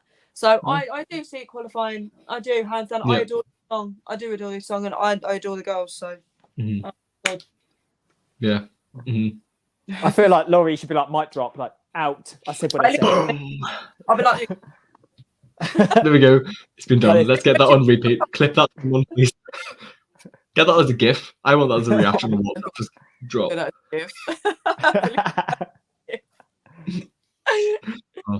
do. If Czechia do not qualify, I'll be very sad. Was it last year with We Are Domi? Were they the last ones to be announced? Yeah. What? Yeah. I was at the edge of my seat then. I was like, please. I know. I felt sick. I was like, they need to qualify. And they qualify. They really need to qualify. Yeah. Oh, I think. Yeah. I really hope they qualify. I think they will. They have such good energy on stage. Like, they are loving it. You've got, all the girls are doing their thing. They know what they're there for. They know what they've catered to each other's like positives and negatives. They know who's going to win. or Yeah. I just said words. They know, like they've got the Bulgarian rapper. No, she's got the energy. They've got people singing who need to be singing. They've got people, you know, on backup and on instruments who, you know, should be there. They know what they're doing. What's nice about them is that they, like you've just said, they all know what they're doing, but they all have their own energy as well. So it's not as if one person, for example, poor Noah, when it comes to her song, because the song goes in so many different twists and turns, I suppose it's like a different personality coming to the forefront. Yeah. But when you've got a group like this and they've got this amazing song that when the next person comes and they're like, oh, it's okay. This, for example, the rapper, she's going to supply a different form of energy and she's going to bring the house up, and then I can take the song in a different direction, and then it will be a lot more coherent. And I think it's going to, when we see it on a big stage, I think it's going to blow everyone away. Yeah. I can't wait to see their outfits as well, because that is going to... Oh, I'm so excited. I can't wait. Because they said they're not the same as the music video, but they've said they're also not. You know, they've had some photos. They've had incredible photo shoots. I've been like, every time. And like the kind of like the kind of beigey outfits, they're not using those either. So I can't wait to see what it is. It's going to be... Oh, Excited. they're putting everything into it, and I cannot wait. But next up, Netherlands. Shock non-qualifier. I don't think it would be a shock. I was just going to say the same as Jude. I don't think it's going to be a shock. The thing is, I love that song. Like, I think it's such a Netherlands song. You know, you can see that so clearly being such a Dutch song. Like that's the sort of thing they send, and that's the sort of thing I love from them. I just don't think in this semi-final it's their time. I don't know. I mean, it could be a special moment for them. They can. I can literally see like the lights from everyone's phone having a moment. And I feel like they could have really, really beautiful staging. I just feel like it might be a shock non-qualifier, because I do have high hopes for them. But I also haven't heard them perform live together. I haven't heard them perform live yet either. Together, like I can see that they have very good chemistry together. That is the main thing of being part of a duo. But I need to see them perform live first before I know if they're a qualifier or not going to qualify. But to me, I do see them being a shock non-qualifier for now. I think it's not the Netherlands, their song generally. I think anybody coming before Finland is, I think they're like, uh-oh. Like, no. Especially sandwiched with Czech Republic. I mean, it's... It might be that fresh change that people are looking for, like we've said about other songs. It might be that, you know, I think it might get lost though. But, you know, we'll see what happens. Like the whole Goodbye Old Life could be such a moment, as they just like as the whole stadium just goes, you know. I love it, but you know, the thing is, it does remind me of the Common Linettes from 2014. They came second. It has that, but also was that what they want? Is that what people want in 2014, and they don't want that in 2023? See, it's got Duncan Lawrence written all over it. Yeah, it also has Duncan Lawrence written all in it. I don't know about you guys, but when the next season comes around, like generally, I feel like Eurovision is in its own bubble where songs, to me, they don't feel dated unless I agree. They are like a kind of clubby song. Sometimes the clubby songs can feel a little bit dated, but a lot of the songs, the ballads, that is a prime example. Slovenia with Energy 2001. You play that now, you're like, oh, that's a bit dated. You played it in 2001, banger. Yeah. Literally. No, I feel exactly the same way. Do you get that sort of feeling when listening? I don't know if you listen to it at Christmas. The Eurovision Top 250, when you hear all the different songs and you hear all the old like club bangers, and then you hear something like a melancholy sort of song. Do you get that feeling of, okay, that's really dated now, but if it was back then, I can actually see why it was in that year, because obviously that season's that's passed. I don't know if it's just me that gets that sort of feeling. But yeah, there are some songs like it's a constant, like it's a constant good song. You know, there's certain songs that like it's as good now as it was back then. But then there's also the opposite. Sorry, look. I mean, like that's okay. I think when you're in the year, I think no matter what they bring, like for example, it's a 90s influence song. It's you know, last year it was flooded with 80s influence songs because that was on trend. I didn't find any of them dated. The only one I found dated was the duo from Denmark, because it literally sounded like it was a song picked from the 80s. I cannot remember. I cannot remember. Yeah. Yes. Because I kept calling it Fire and Flame. I think that's what it means. So. Oh, good. So yeah, that was the only one that I felt dated. But the rest of them, no matter where their song's influenced from, or if it's a ballad, if it's a jazz retro 20s vibe, it doesn't feel like, oh, that sounds too old for me. They all feel very current. But then, like you said, if one of those songs were to be released in the charts, I feel like I would look at it and go, oh, that's a bit dated. But for Eurovision, I feel like there's no barrier. I feel like you do what you want, be as creative as you like, and the fandom accept it for what it is. Do you this year?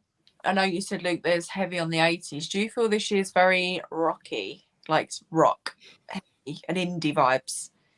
Yeah, I get the indie alternative vibes. Yeah, I feel like every year has a in thing, if that makes sense. Like last year was 80s, this year it's the indies.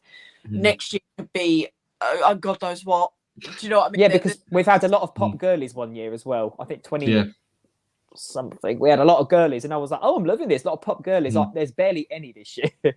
Literally, I was quite surprised actually. It's when you see there's something like 12 groups.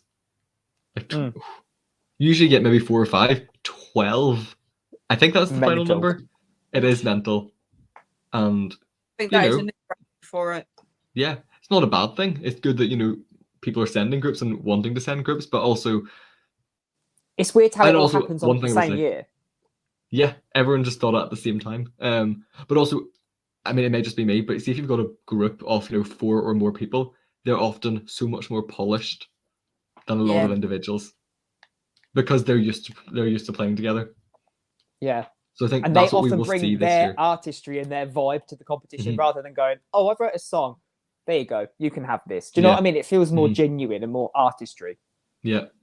Oh, everyone is telling us 2021 was the year of silver outfits. And blue and pink 80s lighting. Yeah. I was sick of silver in 2021. I'd seen so much of it. I could have been silver myself. I tried with my hair, but I eventually went yellow. It failed.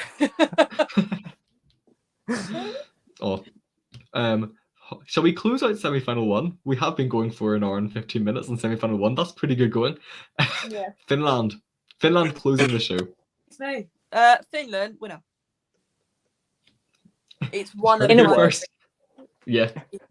I'll admit it's one of my 3 winners, but I do see this taking it. I love him. I can't not love him. The way he speaks English, I feel like I just want to sit there and help him be like his characteristics with it. It's like it's Käärijä, it's crazy, it's party. And I just adore him. I do. He's so sweet. And he wants to drink with Loreen to get her drunk so he can go and win Eurovision. He just knows how to talk to people, and I just adore him. I do, and I feel like he'll do very, very well. He will get the crowd going. I will happily have whiplash and head back on my reaction to the semi-final results when he's announced as a qualifier. So he's all good for me. I'm happy days with him. I can see him being televote winner. Yeah, I can see that. I don't know how the juries will like him. It's one thing you just don't know, because the juries will be very different from the Unmusikkilpailu juries. Juries are very, very different, and I think they might go for stuff that we necessarily wouldn't say is going to be a winner. This year. I feel like they're going to completely go against the grain and be like, well, actually, no, the Netherlands can have 12 points, and then so and so can have another so and so points, and it will shock everyone. I can actually see that happening as well. Så Martin Osterdahl, förlåt, men kan du inte? Tack. This. Look at her like, that was indeed Swedish. Laura, what did you say? The only what language were you speaking? Swedish. Oh, okay. Yeah, what the fuck was that? I had no idea what you were saying. Like, I basically said, sorry, but can you not? Thanks. Oh, okay. Most basic Swedish going. I can see with Finland, I can see them winning semi-final 1, but then at the final not winning. That's just a prediction. I just think sometimes you have a song, especially with the general public, that when they first hear it, all over it, absolutely love it. We get it with reaction videos. We love it. Could be our favourite song in that moment. But then as soon as we progress, and then people hear semi-final 2, and then they hear the final with every song. It might not hit as hard as it did for them the first time. And I think because that is one of the songs to me, I love it, don't get me wrong, it's brilliant. Yeah. It just has a massive shock factor. So people like us, when we get used to it, we're a little bit too used to it, and sometimes it loses its freshness. So I can also definitely see it going down very yeah. well in semi-final 1, and then final. It will still do well, but I think it won't win. Yeah, I can see Finland winning semi-final 1 and opening the final if they draw first half. I can see Finland opening. First half or second half, though, I feel that they're going to be the end of one or the start of another with a break in between. That's also true. Yeah, they also need. I mean, I assume he's going to have his boxing ring-esque thing on stage. They upgraded the staging. Though in Käärijä's mind, God knows what goes on in Käärijä's mind. Yeah, it could be anything. It could be anything, really. So the staging is very clever, though. You know, having cha-cha dancers, which completely go against the rest of the song feeling. But that's so clever. Like, I mean, yeah. Semi-final 1 winner, I can see. I did get Little Mix vibes when I saw the dancers come out. Didn't they do that whole thing where they lean their head on the next lady's back? Yeah. And I'm like, did Little Mix do that? Well, Get a cameo from Little Mix. don't just set Josh off. He loves Little Mix. Oh, God. He'd be Josh so would be like, tall, yes, wouldn't he? get them in. Yeah. I want May Muller to win, but I want Little Mix to win. He'd be pissing his pants. What do I do? That would be him all over. But that is semi-final 1. Shall we try and give 10 qualifiers? Oh, yeah, let's do it. I think we might have the same opinions, you know. I mean, Finland, we've already said that. Finland. Yep. Yeah. Sweden. Yeah. Yep. Moldova. Yeah. Yep. Israel. Yep. I Yeah. agree. Portugal. I agree. Serbia. Yeah. Norway. Yep. And Yeah. Great gets Czechia. Yeah. Yep. Got 2. I know. I don't know. I'm going to say Croatia? Malta. I say Croatia because I think Croatia. it's so wacky. Yeah. Croatia, Which leaves and 1 spot. I'm going to put it out there and say Malta. That's fair. Yeah. I think it'll be Malta or Latvia. Or Latvia. I was just about to say. It's going to be. I don't think we'll get both. No, I would absolutely love Malta. Personal preference, I would love Malta. But if I'm using my head and not my heart, I would probably say Latvia because it is a different tone and a different kind of song. See what I mean? Yeah. It's just changing constantly between those two, and it's. I think we'll have maybe a better idea when we see them all live, but yeah. Well, they're not allowed. The semi is so strong. Like you're going to have about, like I mean, all the rest of the countries could well be so close in points in that just past 10th that you just don't know. If we're talking different vibes, maybe Switzerland instead of Latvia because it is a different tone completely. It's like one of the only ballads here? Hang on a sec. The Netherlands. And Switzerland, but still, yeah. See what I mean? I could see Switzerland. The last 2, the 8th, the 9th and 10th, it's so hard. It's like Kevin's just said, it's just unpredictable. This year, it does feel like it's so open wide. It is so exciting. Like we can pin down, maybe top 5, but after that, it could be anyone, and that's exciting. It's open 24/7. Yeah. Literally. I don't know, but it'll be an exciting day whenever. What is it? 13th? The grand final. 13th of May. Yeah. Yes. Semi-final. The grand final's the 13th. Is it the 9th, 11th, and 13th? Yes. The semi-final one's the 9th. Second semi-final's the 11th, which is what I'm into, and then the grand final 13th. It's the 13th. The 9th of May is going to be an exciting day. Honestly. I have an exam at 9:30 on the 10th of May, but we're ignoring that for now. Oh no! Let's hope it's a Eurovision exam. Well, I think it's organic chemistry. I think. Oh no! Fuck well. Hang on, you've got to do this. You've got to pick up your phone and say, "Hello, I'm not coming in for my exam. Eurovision's on. Goodbye." I've got COVID. Do you know what? We've got the Sorry. King's coronation. I've literally got we've got the King's coronation on the 8th. Mhm. I'm at work one day, so I'm back at work until 5:30 on the 9th, and then I'm going to Liverpool on the 10th. Nice. So I've I literally think- planned that. I'm more interested in Eurovision than the King's coronation. Let's be real. Absolutely. It's true. Everybody's turned down singing at that, apparently. Spice Girls said no. Loads of big stars They'll- said no. No, Yeah. John said no. I don't blame them really.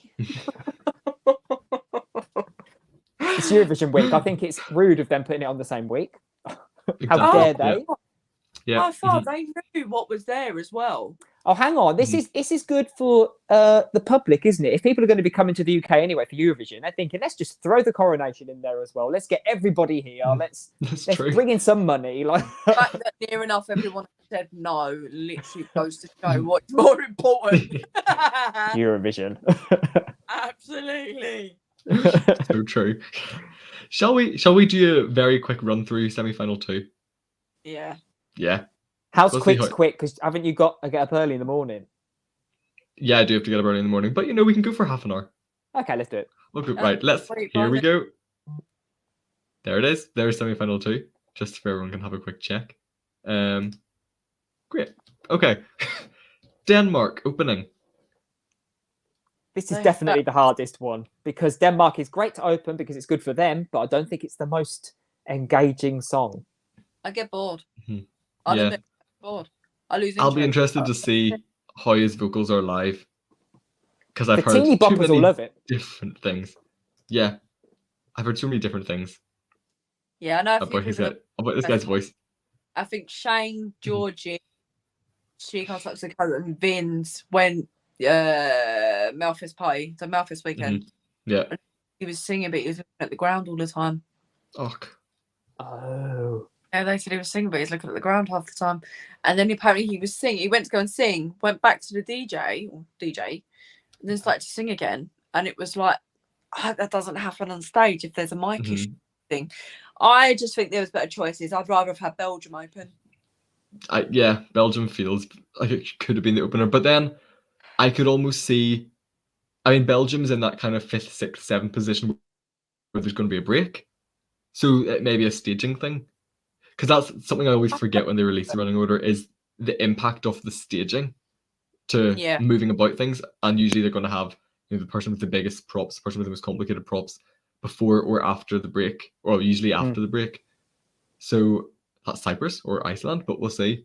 Denmark opening though, it's not qualifying. Sorry, I don't think it will qualify. It's not going to qualify. I think we're all good at saying which one's the death position, but I think it's a tough job to open the show, really, when you think about it, especially semi-final 2, because you just had an amazing quirky show, semi-final 1. And then if that's going to open the show and it's just kind of like a commercial pop song, I think a lot of people will be like, oh, I thought this was good. And do you know what I mean? It's not my opinion. It's what I just think the casual viewer's going to think. Yeah. The thing is, I like the song as a studio track. Like, I could listen to that, and kind of vibe along with it. Live, though, it didn't hit. It didn't connect. It's between you two because this just isn't my cup of tea in general. Yeah. If the studio version, it's not my cup of tea. I also think having all those followers on TikTok won't help because half of them live in South Korea. I didn't see the other one then. Oh my god! I thought you was going to say Norfolk. No. I thought, why do all of his followers live in Norfolk? That's a bit random. People in Norfolk, could you imagine it? Hunstanton, all his fans are in Hunstanton on the beach. Like, It'd be a bit of a squeeze. Go for a paddle. They're all like, yeah, I just think he's an industry plant. It's not going to go very well, and I just don't listen to it. It's just not my cup of tea at all, and it's just not for me. Yeah. They probably looked at the Sam Ryder effect, didn't they? And I know Sam Ryder didn't do so well because he's from TikTok, but I think that's kind of how it translated to some other people, and maybe they thought, let's do the same thing and get a TikTok star. And it's unfortunately it's just not the brush, and this is where industry plant comes in. And that's because of his age. We all know he's either 25 now, 26 because he was born 97. So fuck me, I'm older than him. Oh my god. Yeah, it's not because of that, but this is exactly what you said, Luke. This is where industry plant comes in, and it's not fair on him for one. But yeah, I just don't see it qualifying. They've led him I up. don't see it qualifying. They've No. led him up. Yeah. Armenia in second though. Qualify. Yeah. No, I do. I I yeah. think the deaf spot to shame. It's a 90s R&B nostalgia vibe, which is right up my street. I love an R&B number. It needs to be staged correctly. Yes. The only thing I'm concerned about, her voice is amazing. Her pronunciation is okay, so it's good. Her English is fine, we can understand her. I just want it to be staged correctly. That's my only problem. And if it doesn't go through, I will do a GoFundMe to say, well, fuck you. It is a very diverse song, isn't it? Like, it does kind of come in two parts. And I think it does need to be done very slickly, doesn't it, to make it coherent. I played this to a few of my friends and I said, what do you think? Because this is one of the hot favourites, because I was receiving a lot of hate for my opinion on this song. And they were saying, I like the first half, but I don't like the rap. And then as soon as the rap comes in, they kind of go, oh, like that's the vibe I'm getting from people. Like, I think it will qualify. Looking at where it is and what's going on, I think it will qualify. But I don't like, they just, I'm not sure. It's a toughie for me. I think it will get through. Not my kind of music, but I can appreciate a song when it's good. That is a good song. It's just my taste. Yeah. You know, someone's just said Def's spot of semi-final 2 is actually third place for men. Wise. Ah. I can see that. I mean, I just think it'll be the same this year. Yeah, I don't mean that horribly. He's a baby. Listen. I loved it initially. Started off, I loved it. Yeah. But coming to it now, in my mind, it's probably just my maturity coming out. He's too young to sing a song like that because he hasn't had the experience. I mean, I just feel like he's too young for that song to be singing about that. So it's never hit for me. I liked it to start with, but it's a bit like there's another song, Albania, for me. I loved it to start with. The revamp was okay, but I played it so much that I was just like, oh, okay. Here's also I've just had an epiphany here. Romania. So the staging. Remember the guy got his clothes ripped off? Yeah. Do you remember Romania 2018? Goodbye. And she got her cloak ripped off as well. Yes. Esther. And it came at the most. No, not Esther. It was Esther was 2019. Oh, she was 19. Or before. And it came at the most random time in the song. And I remember it just got ripped off, and there was no change in the music, no change in the vibe, and it just random clothes ripping off. And I'm like, what? It was just so strange. And I've realised it's twice Romania have done that now. They like. Sorry. they like doing that, I guess. Yeah, it did. It weird. Of sausage and flange in the air. Do you know what a flange is, Laura? It's a device that you put on a tripod for a camera.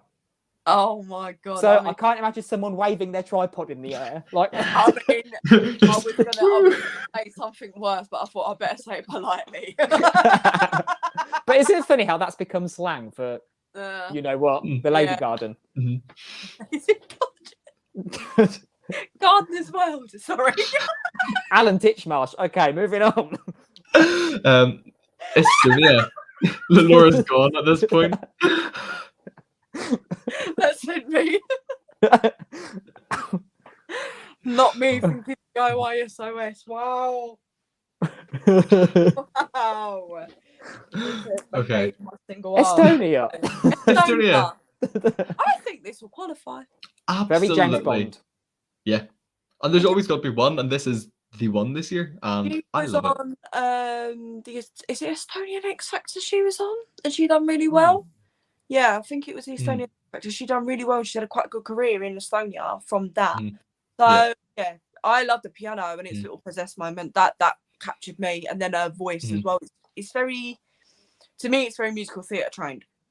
I can see it in the tone of voice as well. So yeah, I could just see it qualifying. I can. She's top 20 for me. I think she's number 20. You can copy and paste that from Easty Lowell as well, and it works. Like, they some don't need songs to do you anything can't extra. mess with, can you? Some songs are just you don't need the staging. You just need the song and the moment. Yeah. Look at Portugal 2017. That was all you needed. Yeah. Oh yeah, that was a moment for them as well. I mean, her vocals are incredible. I can't remember what age she is, but she's young. She's very young to be singing like that as well. Hold on, Alika. What age is Alika? If anyone in the comments knows, you'll probably know faster than we will. Alika. I'm not even looking. She's 20. She's literally a couple of months older than me. Like, to sing like that. I'm 6 years older than her. You're having a laugh. I'm not even going to tell you how old I am. She's older than I am. Wow. Whoa. To sing like that at that age and to be able to perform like that at that age, that's impressive. She has a very, very strong career ahead of her, and it will only go up from here. It's a Mhm. very, very good door opener for her. Yeah. Okay. I mean, I think that's enough said about Estonia. It will qualify. Belgium. Please I will qualify. Please. I don't think you guys are. Please qualify. So much. Have you seen the article? He's done an interview that he's getting a lot of hate and shit against him. And it's not fair. Like he said, it's fine for you to express an opinion, but when you're coming for me, it's not okay, and it's just not fair. My reaction, I was shocked. I was shocked, and I did call him a flamingo anthem, but that's because of the pink shirt. I love the pink shirt. We all know I say random shit when I like something. I think this will qualify. I've had this on repeat since day one. I still listen to it now. I feel like he just needs a little bit more staging. Just a tiny bit more staging with the ladies. And then other than that, he's good. He's got the vocal. Did any of you see him at Barcelona pre-party? No. Not yet. Oh, Luke, you need to watch it. He ate it up. The orange number he had on gave me life. I've seen the costume, but I haven't actually seen the performance. Watch it. He ate that fucking stage. Absolutely. I adore Gustaph. Absolutely. Love him. Really didn't like it on first listen. At first I was like, oh my God. I did not like it. And I thought, what? Oh no. I thought it was a bit tacky, but now I am all over it. I've taken the biggest U-turn going. Yeah. As soon as it clicks, that's it. I think Mort is me. It's not my taste. I'm not a fan of that. It'll do well in the UK, if you know what I mean. It feels it's got that kind of dance charts. Yeah. Which is not my taste at all. But he is great. He can put on a show. He's engaging, And we don't have many songs like this year that are that kind of uplifting with, and I know you could say the message is quite cliche and a bit preachy, but I mean, like, we don't have many like that at all. And I think it's fine to have one or two in there. Yeah. I love him for it. I do. I don't care about the message in it. I love him for actually going out and actually portraying it very, very well on stage. And the way his voice, he's like a Belgian RuPaul. That's what he reminds me of. I just love him. I can see that. So yeah, I just adore him. Yeah. There's a reason why he won Belgium. That was an intense national final. There's a reason why he won, because that's a good song, and it was ready for Eurovision. Like it was ready. I don't agree with all the hate that he's getting. It's not fair. No one deserves hate. Like he summed it up perfectly. If you don't like the song, that's fine. Just say you don't like the song. Not everybody can like everything, but to be rude and to send nasty comments is not the one. Yeah, exactly. So after Belgium, we have Cyprus. Oh, this is my second. Really? No way. It's so hot. That might be a really unpopular opinion. I absolutely love this song. But I'm going to say it now. I don't think it's going to qualify. Serbia or Spain didn't have Blanca or Loreen in it, he would be up there for me. Absolutely. Love it. I love the song too. I think he's behaved. It's got a slight kind of R&B-esque to it. I think it's not in your face R&B, but it's like there's nice elements in there. It's a mid-tempo banger. I think it's a song that appeals to a wide audience. Really the whole package is. I haven't seen it live, but I mean, if he can perform it well, then I can imagine that I've got a massive wide appeal to it. But looking at this and the running order that it comes in, I don't think it's going to qualify, and it really hurts my heart. I think I want to prepare for the worst, but hope for the best. Yeah. Yeah. Cyprus is a hard one. I think it depends a lot on his vocals. Have you heard him sing live? He done Australia. He did Australia Decides last year. It's a completely different. Yeah, I think it was last year. Oh my God, he did. Yeah, with Electrify. 2020. What am I on about? Was it 2020? Yeah, it was. Was it last year? I can't remember. It's in the last 2 years. 100% in the last 2 years. But it was a completely different song, and his vocals weren't the best. They were good, if they're passable, but it's just this song. It's, yeah, as someone said, Cyprus needs to prove it live. Right, ain't getting fucking mixed up. No, it's 2022. Yeah. See, I'd never heard of him. I haven't followed along with Australia Decides. I've never heard of him. But to hear his voice, yeah, he's a stunning voice. And I've heard him sing a cappella on TikTok. Ooh. Good. Then, Absolutely. yeah. Very crisp. Very Good. crisp. Yeah, for me, I was worried about vocals, but... Yeah, the only thing I'd be concerned of is staging. But other than that, yeah, but unpopular opinion, he reminds me of kind of a bit of Sandro in... From 2020? Yeah. Oh, Running. My unpopular opinion is that I love the song Running. No, a lot of people, maybe it's just us. A lot of people are like, I love it. He does like, I can see the resemblance actually. Yeah. I think Cyprus is... You saw my blood reaction, he's going to fucking hate me. I'm sorry. Well, I don't know if you saw the video I did with my mother. He's going to be my new stepdad, even though he's younger than me. We love Trish. What? We love Mama her. Trish is coming Trish for is you. like... We love him. Literally, she's got a checklist. She's like ticking off all the countries. Like, yep, he's hot. Yep, love him. Oh, he's good looking. Oh God, Calm I love down. her already. My mum doesn't want to know. I play her the song and she goes, "What the fuck is that?" I go, can you? Oh, I like the look of the Cyprus man. Can you remember the song? No, but he was good looking. No. Oh, She cracks me up, bless her. that's so funny. But no, Cyprus, I think, is in a dangerous position. But if performed well, it's going through, I think. Fingers crossed. Mm-hmm. Next, however, we have Iceland. Qualify. Do you think 100%. so? That's why I was worried about Cyprus. Yeah. I'm very worried about Iceland qualifying because I love Diljá. She's my number 10, but you know, I love her. And I love that song. I prefer it in Icelandic, but that's just me loving Icelandic. I'm worried because a lot of televoters especially seem to kind of have it in that kind of 11, 12, 13 range, which is dangerous. I don't know. I think it was 15th I put her. I think it was 15th, or maybe a little bit higher than that. I love her. I called her the Icelandic Molly Sandén. Her voice is... And that's a major compliment to her.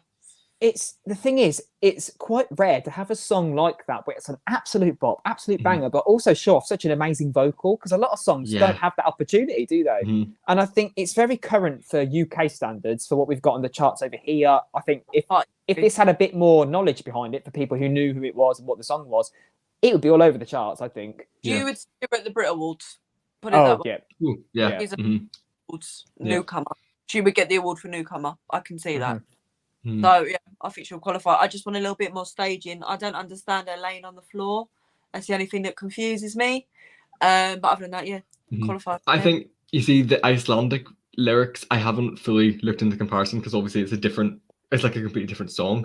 I think the Icelandic was Lífandi inni mér, which is like the life inside of me. It made kind of more sense of that kind of lying down, getting up with the flowers in the background. You know, it made that kind of, and also it's such an knowing Icelandic music of that kind of genre. It's very Brunette, who's one of my favorite Icelandic artists. When I first heard her, I was like, "Is this Brunette?" No, it wasn't. It was Diljá. But I love it because it's so like linked to what I love. I'm worried about it qualifying. I think it's not a televote song. I feel like you need to live in Iceland. You have such good pronunciation. I tried once to learn it. Jude's just a man of the world. Like he knows every language. Mr. Worldwide right here. I can barely speak English. I learn the languages, and I'm like, I'm gonna offend someone in a minute. I only really need to watch myself. Yeah, I'd love Diljá to qualify. I really hope she does, but we'll see. I love her. I adore her. It's also such a great song to like just belt out in your room or in the car, like. Shower singer. So good luck getting up there. Maybe so good. I would have done it, but I'm got stage fright now, so you know, give me a few drinks and I might go up there. I need one of them things that muffles out the sound, so you can put it on your mouth and just sing as loud as you want. Oh, Yeah. mood. My mum gets fed up with me singing. She's like, "Can you just fucking go on stage?" Cheers, Shell. Oh, okay. Next up, Greece. This is a difficult one for me because it's very Ed Sheeran. I love the lyrics. I think it can be an absolute moment on stage. It's so emotion-packed, heartfelt. But is the break going to be after Greece? No, I think it'll be. But that's break halfway through, like directly halfway Oh, of through. course. I think the Yeah. break will be slightly earlier. Like before, I think it'll be either between Belgium and Cyprus or Cyprus and Iceland. Blanca has that thing that she's on from Greece. You're gonna need a break to get there. So yeah, True. It could be before If Greece. it was, I think it works yin and yang with Iceland, if I'm being honest with you, because they are both so different. Yeah. I think they could both qualify, but at the same time, I think neither of them could qualify. It's such a hard semi. Also got to remember he's a little fish in a very, very big pond. He's a baby, and the youngest in. I've got him mouth. Sorry, the youngest in this year. He's 16 years old, and He's also just turned 16. He just turned 16, so you've got to remember. I had hair in my mouth. That was grim. Sorry. You've also got to remember that he's never done anything like this before. So for his staging and to have all of this, I'm hoping he doesn't have the rain because no one's going to have a spare change of clothes for him. He's on the stage. You know what I mean? So yeah, I've got hair. It was so grim. I'm so sorry. I hope that works for him. I hope the fact that he hasn't done anything like this. I hope the adrenaline really makes him push it and he proper goes for it. But then again, so with adrenaline, I don't know if it's just me. You can have adrenaline, but if there's too much adrenaline, it can cause you to sort of slip up a little bit. I don't know if anyone's done it on stage. I certainly done it on stage before, where I've had so much adrenaline, I've either gone down and injured myself, or I've done something completely out of the ordinary, which is not part of what I've been able to do. So there is that two sides of the adrenaline, but I don't know. This is one of the only songs, actually, though this sounds quite bad. You know, when you listen to a song, you're like, right, I need to play that immediately. Like, you film your reaction, and you're like, actually, as I'm editing this, I'm listening to the song just because you're so excited about it. I listened to Greece's song, and I was like, I don't want to listen to that again. Not in a bad way. It was just I've listened to it a couple times, yeah. and it's radio friendly. I went to Greece last year, and it would be very, very radio friendly for Greek radio, but I don't think it'd be radio friendly for other countries. Yeah. See, it's another song I've taken a U-turn on. I didn't at first. I was like, I don't really like Ed Sheeran. I liked the song for what it was on face value, like it was a good little number, but that's all it was to me, like a pleasant listen. Now, I kind of see it as a different genre to Shawn Mendes and Ed Sheeran. I kind of see through that kind of face value, and I think I hear the emotion now rather than what it is as a song. Do you know what I mean? It's definitely gone up in my ranks a lot. That's very fair. It's about stuff on his plate. You're 16. You don't have anything on your plate. What are you on about? Dinner. What's on your plate? Some beef, some chicken, like. Hey, do you need some fettuccine? Yeah, like, some halloumi, just carrots with gravy. Serve it up. Yeah, I'm worried. It's Iceland and Greece. Look, you're completely right. They could both qualify, or neither of them could qualify. It just depend on the night. And I it's think. sad. Yeah. Yeah. Now for the most controversial song, though. Poland. If he doesn't, before we go to Poland, if he doesn't qualify, I feel like it might knock his confidence a bit. And I don't want that to happen for him. Yeah. So, but Poland, no. In a word, no. Well, let No. me shock you. I've played the top 30, the 37 clips of the songs to people that I know. About 4 of them have given it their 12 points. And these are casual listeners, so they don't know the controversy, they don't know how the vocal comes across. But based on this song, this is how they've described it to me. It's radio friendly. I love the hook in the song, and it sounds like she can deliver vocally. One of these things is not like the other. There's an imposter among us. And it's the vocals. I think if she had great vocals, it would be fine. I think if she performs like she did in, what is the Polish thing called? Serce Europy, We Are the Heart of Europe, whatever. To be a Serce Europy. Europy, something like that, yeah. If she performs like that, it's not going to qualify. Well, Studio version, I bloody love it. It's all up. live. Studio Down, version, down, down. yeah. Literally. I don't mind the studio version, funny enough, but live, no. Yeah. I don't like it. I don't like it at all. Mhm. I feel like she's been done dirty with this song. I do. I feel like if she had a different song, we would be saying completely different. We might not liked it, we might have liked it. Just think she's been done dirty with this song. Yeah. Even in the not vocals aside, even in when she was singing it live, it felt empty, kind of like soulless. Does that make sense? Like there wasn't any heart in there. Like she was going through the motions, and it was just like, I'm going to sing this, then I'm going to walk over here, and then I'm going to sing this, and I'm going to look at my dancer and say, hey, and then it just felt robotic. Yeah. I feel like they portrayed her to be this, like, like Regina George. It's the best way to put it, like this Jermaine private school girl, where she's like living a high rich life. She's like the it girl. When really backstage, she could just be someone completely different. And I feel like this song really portrays her to be that rich girl, and she doesn't really need it. I mean, she's just a girl anyway. Do you know what I mean? So. Unfortunately, as well, a song can really damage someone based on what the message is. We said Michael Ben David last year. Don't get me wrong. I know he showed his personality in some of the interviews, etc. But if we didn't see any of the interviews and we based him on that song, the song I Know I Am, do you know what I mean? I'm amazing. I'm brilliant. A lot of people are like, oh, okay then. And I think depending on what the song is and the message is portrayed, I think it could just completely go against them, regardless of what their personality is like. Yeah, no, I do. I agree with that. I do agree with that.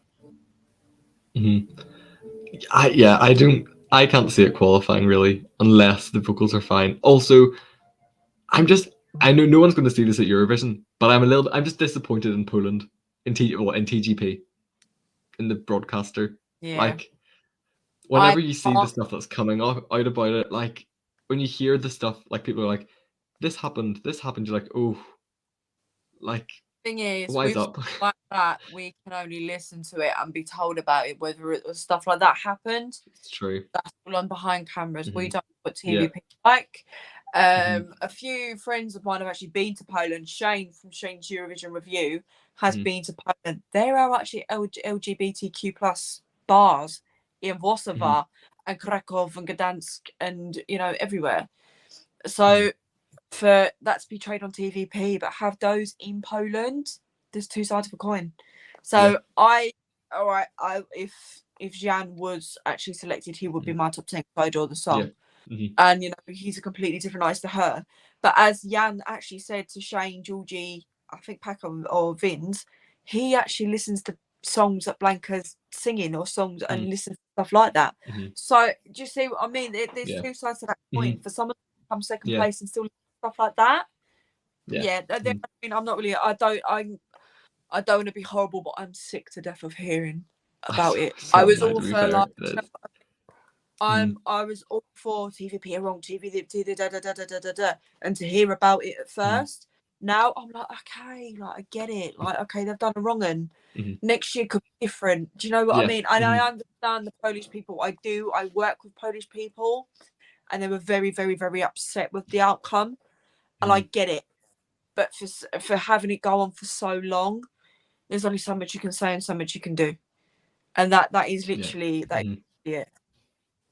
Yeah. You never know. She might have gone away, worked on her vocals, and she might absolutely smash it come Eurovision. Maybe she's got Georgina, the honest vocal coach, to give her some tips, and we love she might come and smash it. We love her. She's a babe. We love George. If she delivers vocally, I can see people being like, summer banger through. If not, it'll be the opposite. Yeah. Slovenia though, next. I love these boys. I love Joker out. They actually follow me. They followed me after BCN. I was literally just flicking through and I followed them. They followed back like that night. I was like, oh, okay.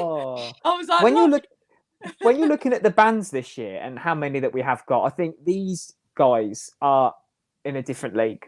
I just think because so friendly, so humble. The song, all right, I've got it 18th, but really and truly, it is my top 10. It is in my top 10.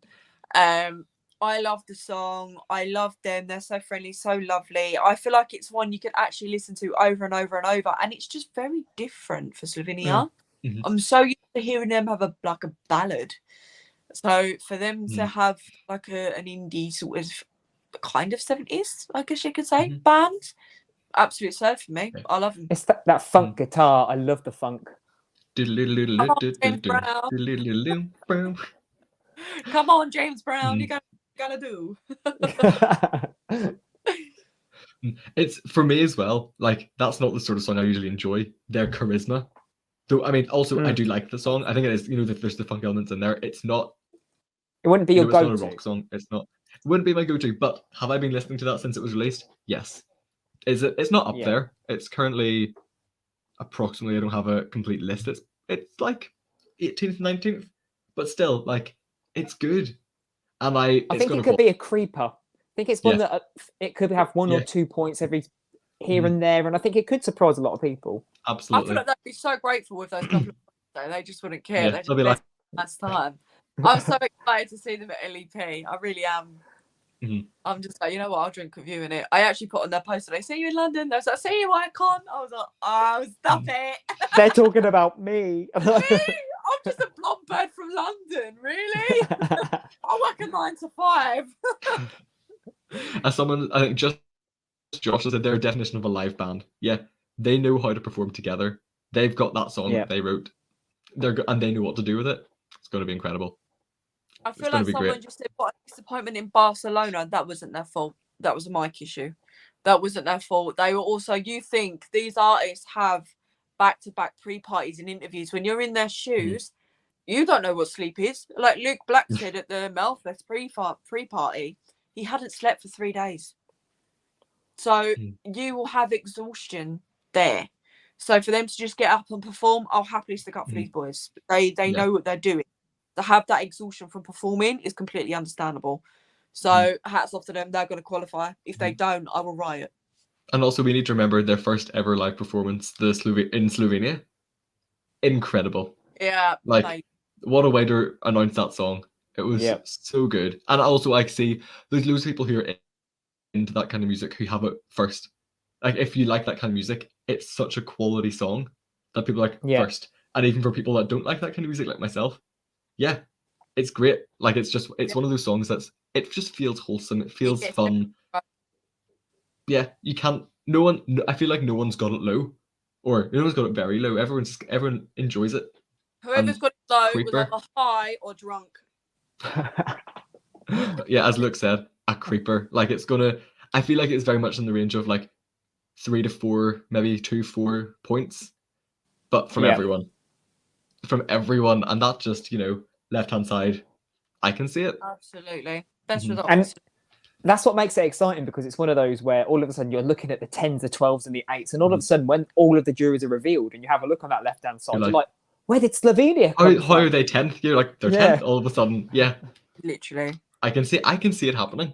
I feel like their song and their voting in my mind is going to be like Portugal 2021, Love Is On My Side.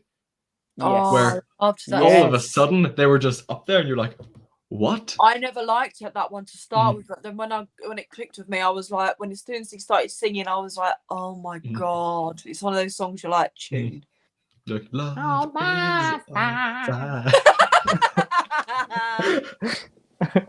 at the time liked it as well, so Yeah. We don't talk about Bruno. We don't talk about Bruno. We don't talk about we don't talk about Lovely. I'm about to spill to you, Luke, after that. Next up, a controversial one. Georgia. She's number 10 for me. How is this controversial? What have I missed? I just think everybody loves her. Sorry, but vocals at the Barcelona live stream that I see. I did see that one. She smashed it. Yeah. My God. Exactly the same as the studio version. Yeah. She ate breakfast. It was all good. She's going to qualify. She had no dietary requirements. She just ate. Literally. Left no crumbs. She ain't no celiac. She ain't no gluten free. You know the plate that Greece has got too much on his plate? She licks like, the plate. she She devours had it. She's like, yeah. Where's your problems on your plate? I'll have it. Yeah. She's my number one. Like, Is my number one. she? She is. I love that No, for you. So the thing is, right, people, this is the main thing. People are talking about the lyrics. Yeah. It's not a song, it's a poem. Oh, You kind of blew my mind a bit there. Mhm. yeah. When you look at that as a poem, you're like, oh, you know, she hasn't done, I haven't seen any interviews in English at least. She put out, a couple of like, ask me anything on her Instagram. People are like, what do the lyrics mean in your song? And she was like, she wants to, put the feeling that love doesn't have to just be, romantic love. It can be friendship love. Love is important in life. She wants to put out that kind of vibe that love is important, and she's doing that in this kind of chaotic, exciting way. The lyrics are weird. And okay, yes, maybe if someone who, was fluent in English could have kind of maybe read over them, they would have flown a bit more. But I think it's quirky. I was fuming with those lyrics. He was fuming. Pascal was like, what is going on? I was like, what the fuck are those lyrics? He's like, can someone just correct them? I didn't know what she was singing. I couldn't actually make out lyrics. Like when I first heard it, I just did. Yeah. I didn't know what she was saying. Like it's like an Ariana Grande problem, like enunciation. Yeah. Like I didn't know what was going on. I love Ariana Grande. I'm not gonna lie, she's one of my faves. But enunciation, like I just couldn't. As someone said, Georgia give us lyric memes as well, though. She did. Thing is known. Like, it is funny. However, one of the things I saw, whenever people will upload like the actual lyrics, the official lyrics have commas in places you wouldn't expect them, and but in like places that make sense. You've got, whenever you're putting lyrics into a song, you're putting them in, and you've got like a half of a sentence here and the next sentence here. But when you read it, I can't remember exactly which one is. I think this, the lyrics, this love is not a fake, this feeling is Lord. Yeah. That's not what she's singing. She's saying, this love is not a fake, this feeling is. She's comparing that, and then Lord is a comma, Lord. Oh. It makes sense. And after I kind of started, once I started looking into, what it meant, I was like, oh, I love this. And it's powerful, it's impactful. I mean, this is me because it's my favorite. Obviously, I'm going to love it. I'm going to be rooting for it. And I've done, my little bit of research. Obviously, I do think a lyrical revamp could be good, especially for juries. But I think it's quite nice the way it is. Like, So impactful. So impactful. I hope the juries will know that it's a poem, because I think as soon as you say that, I think it changes your perspective. Yeah. And I hope that the juries will be privy to that and not just see it as like a weirdly written song. Yeah. Because Georgia do deserve to do well. It's their time. They need to do. They need to qualify. Yeah. Yeah. And also, I want to see elements of that music video on the stage. That music video is one of the best we have this year. Queen Amidala, I think stunning. I described her as a Pokemon. The blue and the short bob wig on her. How stunning is that visual on the video? And that part where she's like trapped in the thing, she's like, I love that. Oh, that's me. I was like, this is stuff. I was like, oh, they've put so much thought into the feeling, that feeling of being trapped, and then the whole floaty echo. Oh, I love that. And also, someone said that is going to be impactful. Yeah, it will be. Yes, it will. That's the hook in itself. I described her in my video as Eevee from Pokemon because she's got that many looks in there. You've got Flareon in there, you've got Vaporeon in there, you've got Umbreon, Espeon. She's all of the Eevees. Like, she's everyone. Leafeon, she's that many outfits. Every single one. She is. Pokemon Queen. Yeah. Oh, it's such a good, I mean, at least for me, such a good song. I absolutely love it. Yeah, I really hope it qualifies. This comment, Eruptor qualifying, I feel I progressed. So true. Yeah, I mean, yes, while it's a poem, some of the lyrics maybe need changed. I think it's fine though, at least for me. And it's also one of those things that I've seen one person starts it and everyone else is like, once one person said it, everyone else is like, I don't mind it. I think it's fine. Words getting worthless is a meta take on the song. Words getting worthless is such a powerful lyric, I think. And also, there's words getting worthless, love is a wordless. Okay, yes, the phrasing love is a wordless maybe isn't the best, but love is wordless. That's a phrase. Love doesn't have to be through words. Love can be through actions. Love has no boundary unless you tell it to. Mm-hmm. I think it's very poetic. It's this is very deep. It's very deep. I'm good at deep convos. Let's not do that live. Get a couple of vodkas down you, you'll be fine. Yeah, a couple of vodkas down, and I'll give you some quotes. Yeah, grammatically, it makes no sense. Part of it doesn't make sense grammatically. However, as a poem, I love it. I absolutely love it. Also, I did hear someone say, "Why did you call it echo?" The chumkaragachumga is echo. Like chumkaragachumga is coming all out. It's coming at you from every angle. It reminds me of crickets. I feel like there should be a cricket sound effect. Insert cricket sound effect now. Alexa. Right. Yeah. Oh, San Marino's next. Unpopular opinion. I really like this song. I will admit it is low in my top 37. I even put something on Twitter today about that. Even though it's low in my top 37, I would never disrespect San Marino. Yeah. I would respect the artist. I personally put it low because it didn't click with me at first. If you ask me to play that song now, after seeing it perform live at BCN, it will be in my top 15. But after seeing this statement made, it really pissed me off that people have gone too far. You do not, and I don't care if I come for people here, do not come for an artist personally when you have not been in their shoes. You don't know the struggle, you don't know the contracts, you don't know the management, you don't know the shit they've been through to get to where they are. PK Jacks adore doing Eurovision. You can see they have a strong start for Eurovision. And for some fucking idiots to go and say what they done at BCN, I don't agree with. Don't come for someone personally when you don't like their song. That's the line you don't cross. And no, it's the same with Ireland. I apologise for Ireland. I'll apologise for San Marino if I see something wrong and I've seen my video. I'll hold my hands up. They are lovely, lovely guys.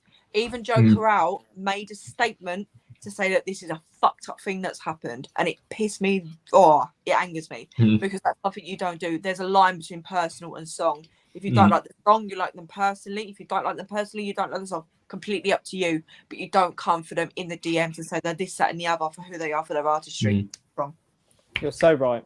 Yeah. And even though it might be low in your top 37, you don't have to explain yourself for that, because it's not to say that it's a bad song either. It's just your taste of music and where it is. Just because it's in the bottom half of your top 20 doesn't mean it's bad. Literally at LEP, and I tell you what, I will happily go around singing "I Smell Like an Animal," and I will shower 3 times that day, and I will happily love to do so. And this is going to be an unpopular opinion. I prefer it to, I think in my top, I prefer it to the other bands.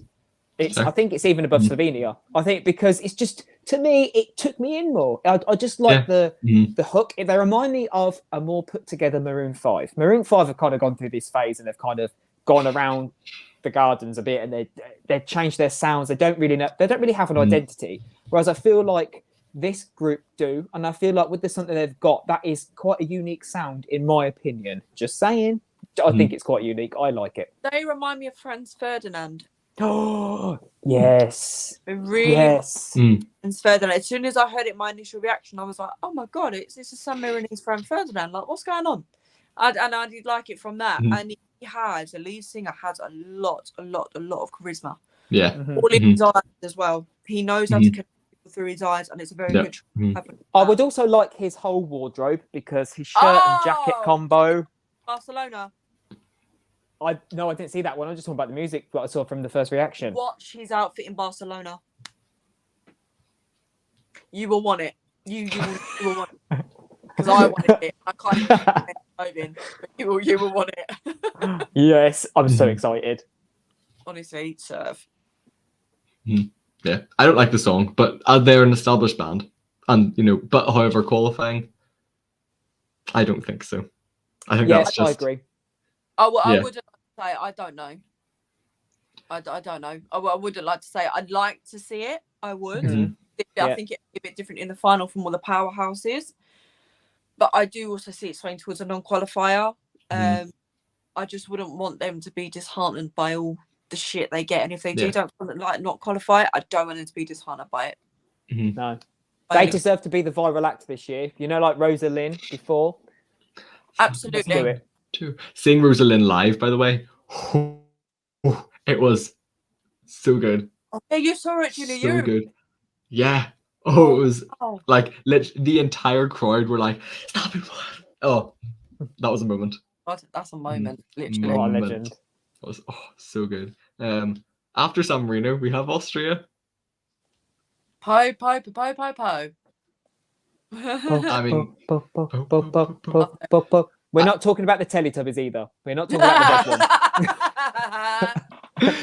one. Love that. Tinky Winky Dipsy La La Po Po. I can see this winning the televote. I can see this doing very well with the juries. Bring it in the final. This would do very well with the juries. Very, very well with the jury.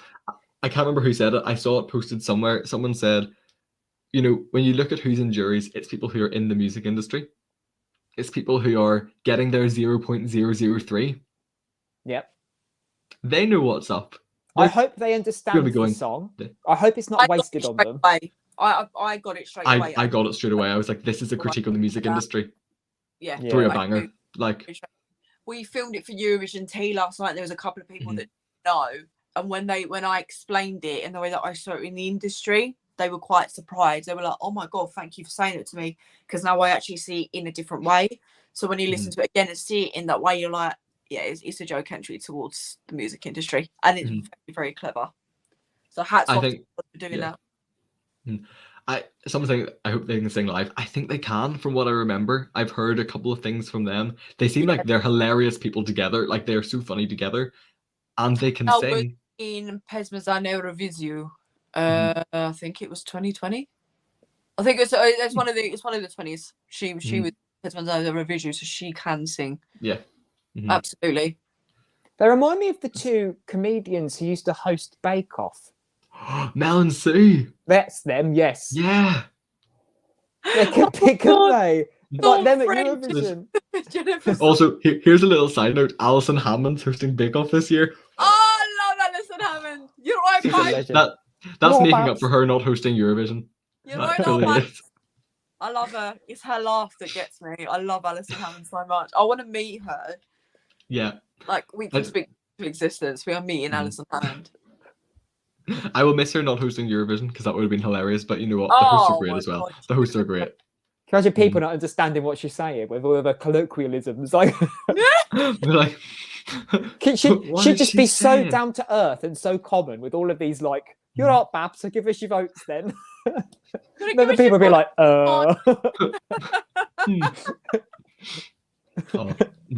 But yeah, Austria qualifier. There's no way this doesn't qualify. And, like, especially also coming from last year, they had the song, they didn't have the vocals. This year they've got both. Everyone thought also last year. Yeah. It was the vocals, I think, last year from me. This year though, I'll be singing "Omeo Padre is Ghost in My Body." Mad respect to Vincent Bueno. I still love him. He's like a bae. And I think potential stepdad too. I was working job at the time. I was working from home, and I got up really early to react to it. And I was sitting in the meeting after trying to damp my eyes, so I just couldn't stop crying after listening to it. So yeah, hats off to him. I think he's doing theatre now. He was in Miss Saigon the last time I checked. Have you heard his demos that were almost for Eurovision? I think I did, but I can't remember them. Victor Bueno. One of them is called Parachute. Good. I've never. So good. Let me just find him. I really liked Alive though for 2020. I loved that. Oh, very Michael Jackson-esque. And I love Michael Jackson. Anything to do with the Jacksons, I absolutely love. So when I heard that, I was like, "Oh my God, it's MJ! Like, what the fuck?" And the little bit, the tiny bit of Luther Vandross, and I love Luther Vandross as well. I was just like, serving for me. Yeah, he had Parachute and Dumb Human Bias. Both songs are insane. They were both I need to demos that he listen to them released. again. Yeah. So good. He's got a wee thing called demos on Spotify. It's so good. But also to come with Amen. Also, I loved it. I did. I remember waking up early, seeing the crow flying through the thing. Oh, memories. I think it was special for me because it was around about the same time that my grandma, my nan, actually passed. So hearing that was really special for me because I was like, that home, I was like, fuck it now. So yeah, I was just like, it just had me in tears. I was like, Jesus Christ. Austria know how to deliver quality. They've been doing it for years. I think this is the year that it finally pays off. Yeah, I think they're always overlooked. And this is their year. Always been an underdog for me. I could see this. I mean, I can see this coming top 5. Yeah, I hope so. I'd like to. I hope so. I don't think they'll win. I think, there'll be other people to take up a lot of televotes, but I can see them doing very, very well. Every time we talk about a winner, I just can't. I can't see anybody winning because I just feel like it's that open. When we talk about Sweden, Finland, all these front runners, I just can't see any of them winning. Is it just me? It's really tough. No, I do. So tough. I think we all shot the bullet before we jumped the gun this year, thinking it was going to be an absolute shit year, and it's really not. It's really tough, and it's very diverse this year. So anything could be in their favour. Yeah. Okay, moving on to Albania. Sorry, I don't think so. No. I appreciate it, but no. I'm glad that they stick to their roots and they're doing them and they send a song that they usually send. And it like the Spanish song, in my opinion, it's a song that is culturally relevant to them. They're sending something that represents them and good on them. I feel like for Albania, this is kind of running old. Last year, I really appreciated that they sent something different. I absolutely loved it. And I think because it didn't do so well, they've just gone back to what they know. Yeah. Like this sort of Balkan ballad. Yeah. But in this running order, it's not the best for them, is it? No, it's not. After Austria, when the people are going to be like chaotically loving clapping after Austria, to go to Albania, it's going to be a very different energy, very different vibe shift. And then to come before Lithuania as well. Yeah. Which, It could be a bit of a warm-up for Lithuania. I was going to say, I mean, I liked it to start with, but I've listened to it so much, it just dropped down for me. And that's all it is. I've listened to it so much, and then the revamp came out, and it sounded like a Turkish TV drama, which I love, to put it out there. I've had many Turkish men in my DMs, Lord. But it's I'm just off, Kevin's just said here, parents and grandparents could respond well, which is a very good point. It does have an older generation-esque kind of appeal, doesn't it? Yeah. I mean, the Albanian I went on a date with in Greece. If I played this to him now, I can guarantee you he would be like, yeah, winner. He would love it. Yeah. Not me. But let's not forget, it's very ethnic. It is. There aren't a plethora of songs that are very, very ethnic, are there, this year? No. Don't get me wrong, there are some, but there's not as many as I would have liked. And Albania are being very true to Albania. Like this is gone down the TikTok route because it's an official sponsor. I feel like a lot of them have gone down that route, which is a bit of a downer, really, in my eyes. It's taking away the authenticity of Eurovision because now you're putting everything on TikTok. So, but that's just me. I'm not a massive lover of TikTok anymore. I think if Albania sent the song when the Eurovision had the live orchestra, they would like. Oh, that'd come alive, wouldn't it? Would that have been? When was that? That was too long ago. But they would have done so well with that. Kids not knowing what it was, just watching it, loved it. Yeah. Yeah. Next to Lithuania. Grower. Yeah, this is a moment. When those back. Oh, sorry, you go. No, sorry. My boss is. I'll be quick. My boss is Lithuanian. She doesn't know what a tuto is. She's from Palanga, Lithuania. She has the strongest Lithuanian accent going. Swears in Lithuanian. She's taught me swears in Lithuanian. She doesn't know what a tuto is. Anyone she knows? Kurva, what the fuck is a tuto? She does not know. So I'm going to ask her if I see Monica Lingaita at Eurovision.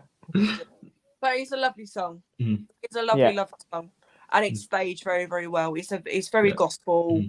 very uplifting, very empowering. I Mhm. just gonna qualify, to be honest.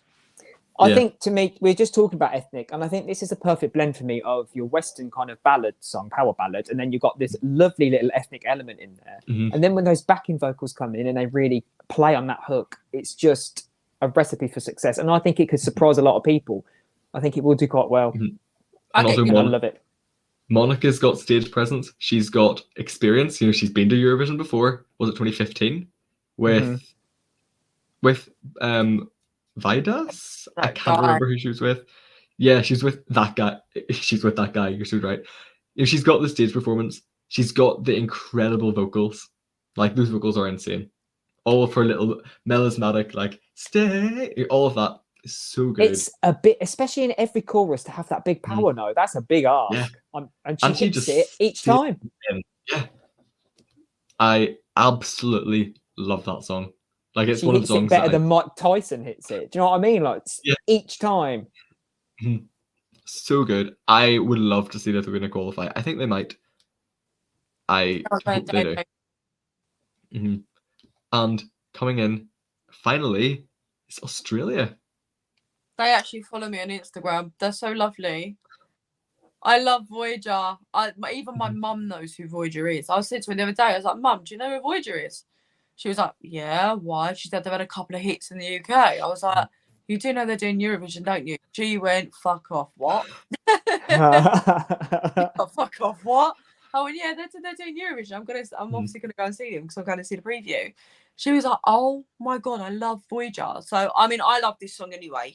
Mhm. It's so different to what they've sent. I mean, if you look at Guy Sebastian when they first started in 2015, I loved Guy Sebastian. Mhm. I still listen to Tonight Again. So from that to what Voyager have now with Promise, I think it's qualifying. I do. And this could Absolutely. be their last year. This could be their last year if they don't qualify. So, which is really sad because I love Is Australia. it what is that like a known fact then? Their contract runs out this year, so it's up to them to renew it or not. So Oh, if they don't qualify, the likelihood is that SBS will be like, nah. I think that's my kind God. of the general thinking because their contract runs out this year. And it's sad because Australia have some really, really good artists as well, not just Peter Yeah. Andre. I love that's the first one you came up with. What? Kylie Minogue. Like I can't really think of anyone else. Peter Andre. Live twice. I think this song was so much better than the song last year. The song they tried to represent Australia with last year. I was not a fan. Riley. I can't even remember what it was called. It was hard to get in. Not the same. Not It was the same. hard to get into. No, I mean Australia, as in Voyager's song from last year. That they tried to represent with. Oh right. What was it called? Yeah, I didn't watch it last year. Well, I was like, it's but this year I love the electronic rock sounds because I don't like rock, but the electronic rock sounds, I'm like, yes. Screamo bit. I did not expect that. I was like, Phew. But I love think it. Yeah, being Dreamer, in thank you, last Kevin. position for the show for closing it, I think is great because looking at Yeah. the lineup when we've had two slower songs before Mhm. it, I think it's going to hit differently. Considering it again, it is another song that does go all around the houses. I think it is a bit wacky and it is a bit crazy, but after those two kind of mid-tempo to power ballad-esque songs, I think it is the perfect placement for it. Mhm. Mm. It's also such a Absolutely. nice closing song for the semi-final. I Like, can't wait to see it live. I really, really can't wait to see it live. I think they will qualify. I think they will. I think, yeah. They will qualify. Mhm. Absolutely. So, shall we try and get 10 qualifiers? Oh, this one's difficult. Okay. I'm just going to reel them off. Okay. Austria, Yes. Austria, Australia, Georgia, Yes. Lithuania, Georgia, Slovenia, Slovenia, Armenia, Estonia, yeah, Belgium, yeah, Iceland, yeah. And Cyprus? Cyprus. I would love it to be Cyprus, but maybe Greece. Maybe it's going to be one or the other of Yeah. those. I have a funny feeling Estonia might take it. I think Estonia will. I do. I think Estonia might take it. So, I would like My heart says Cyprus. My head says maybe Greece because it's got more of a current appeal. Yeah.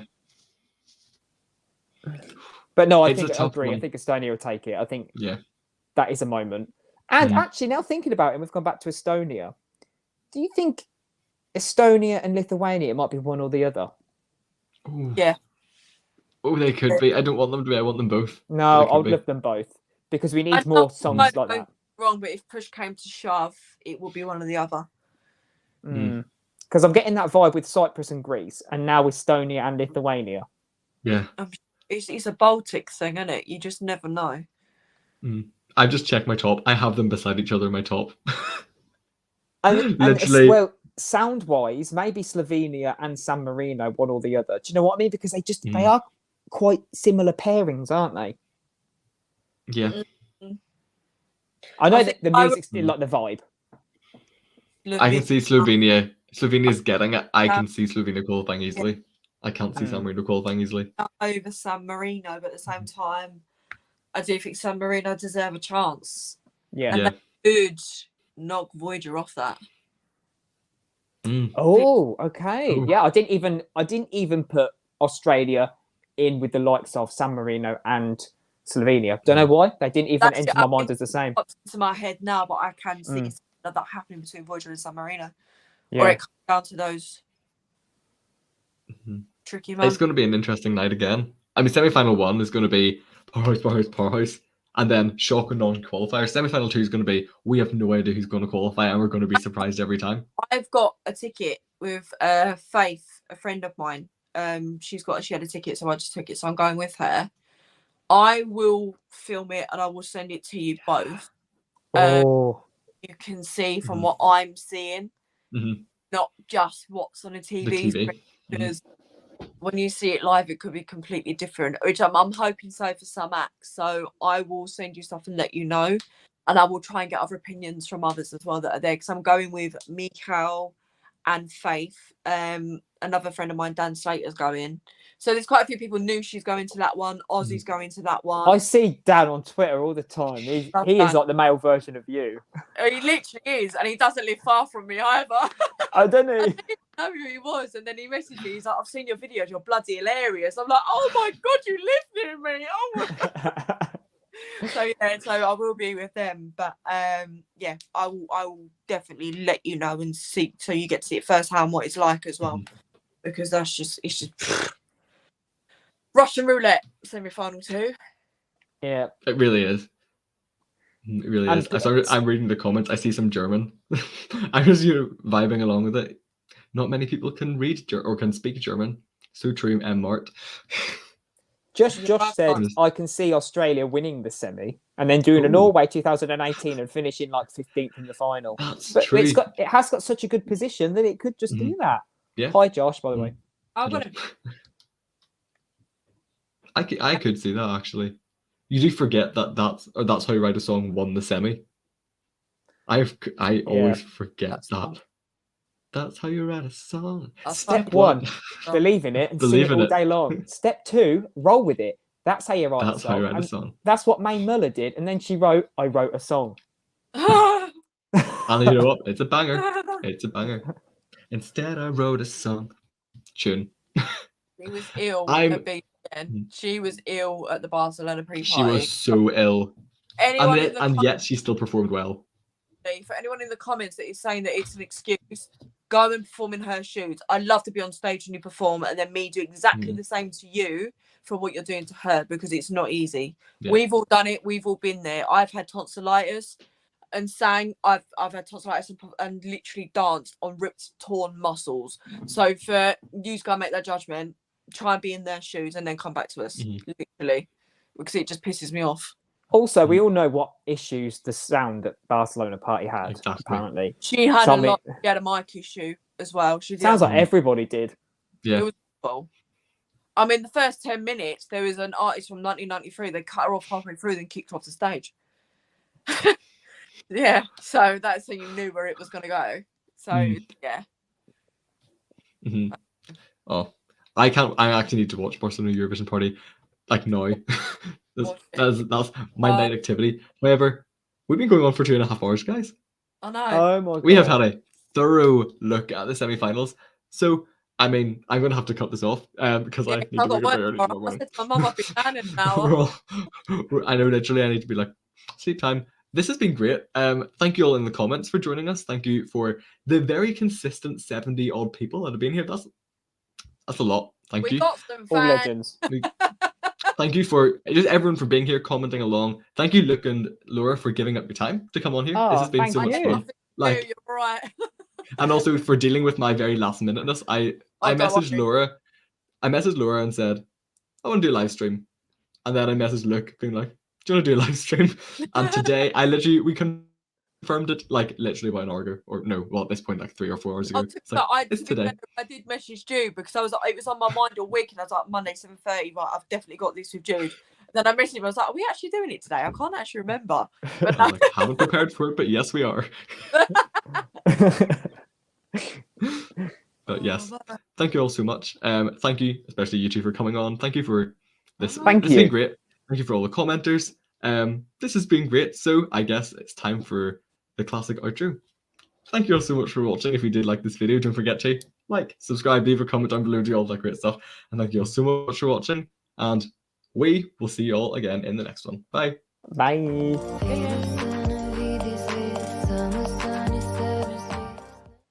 wait.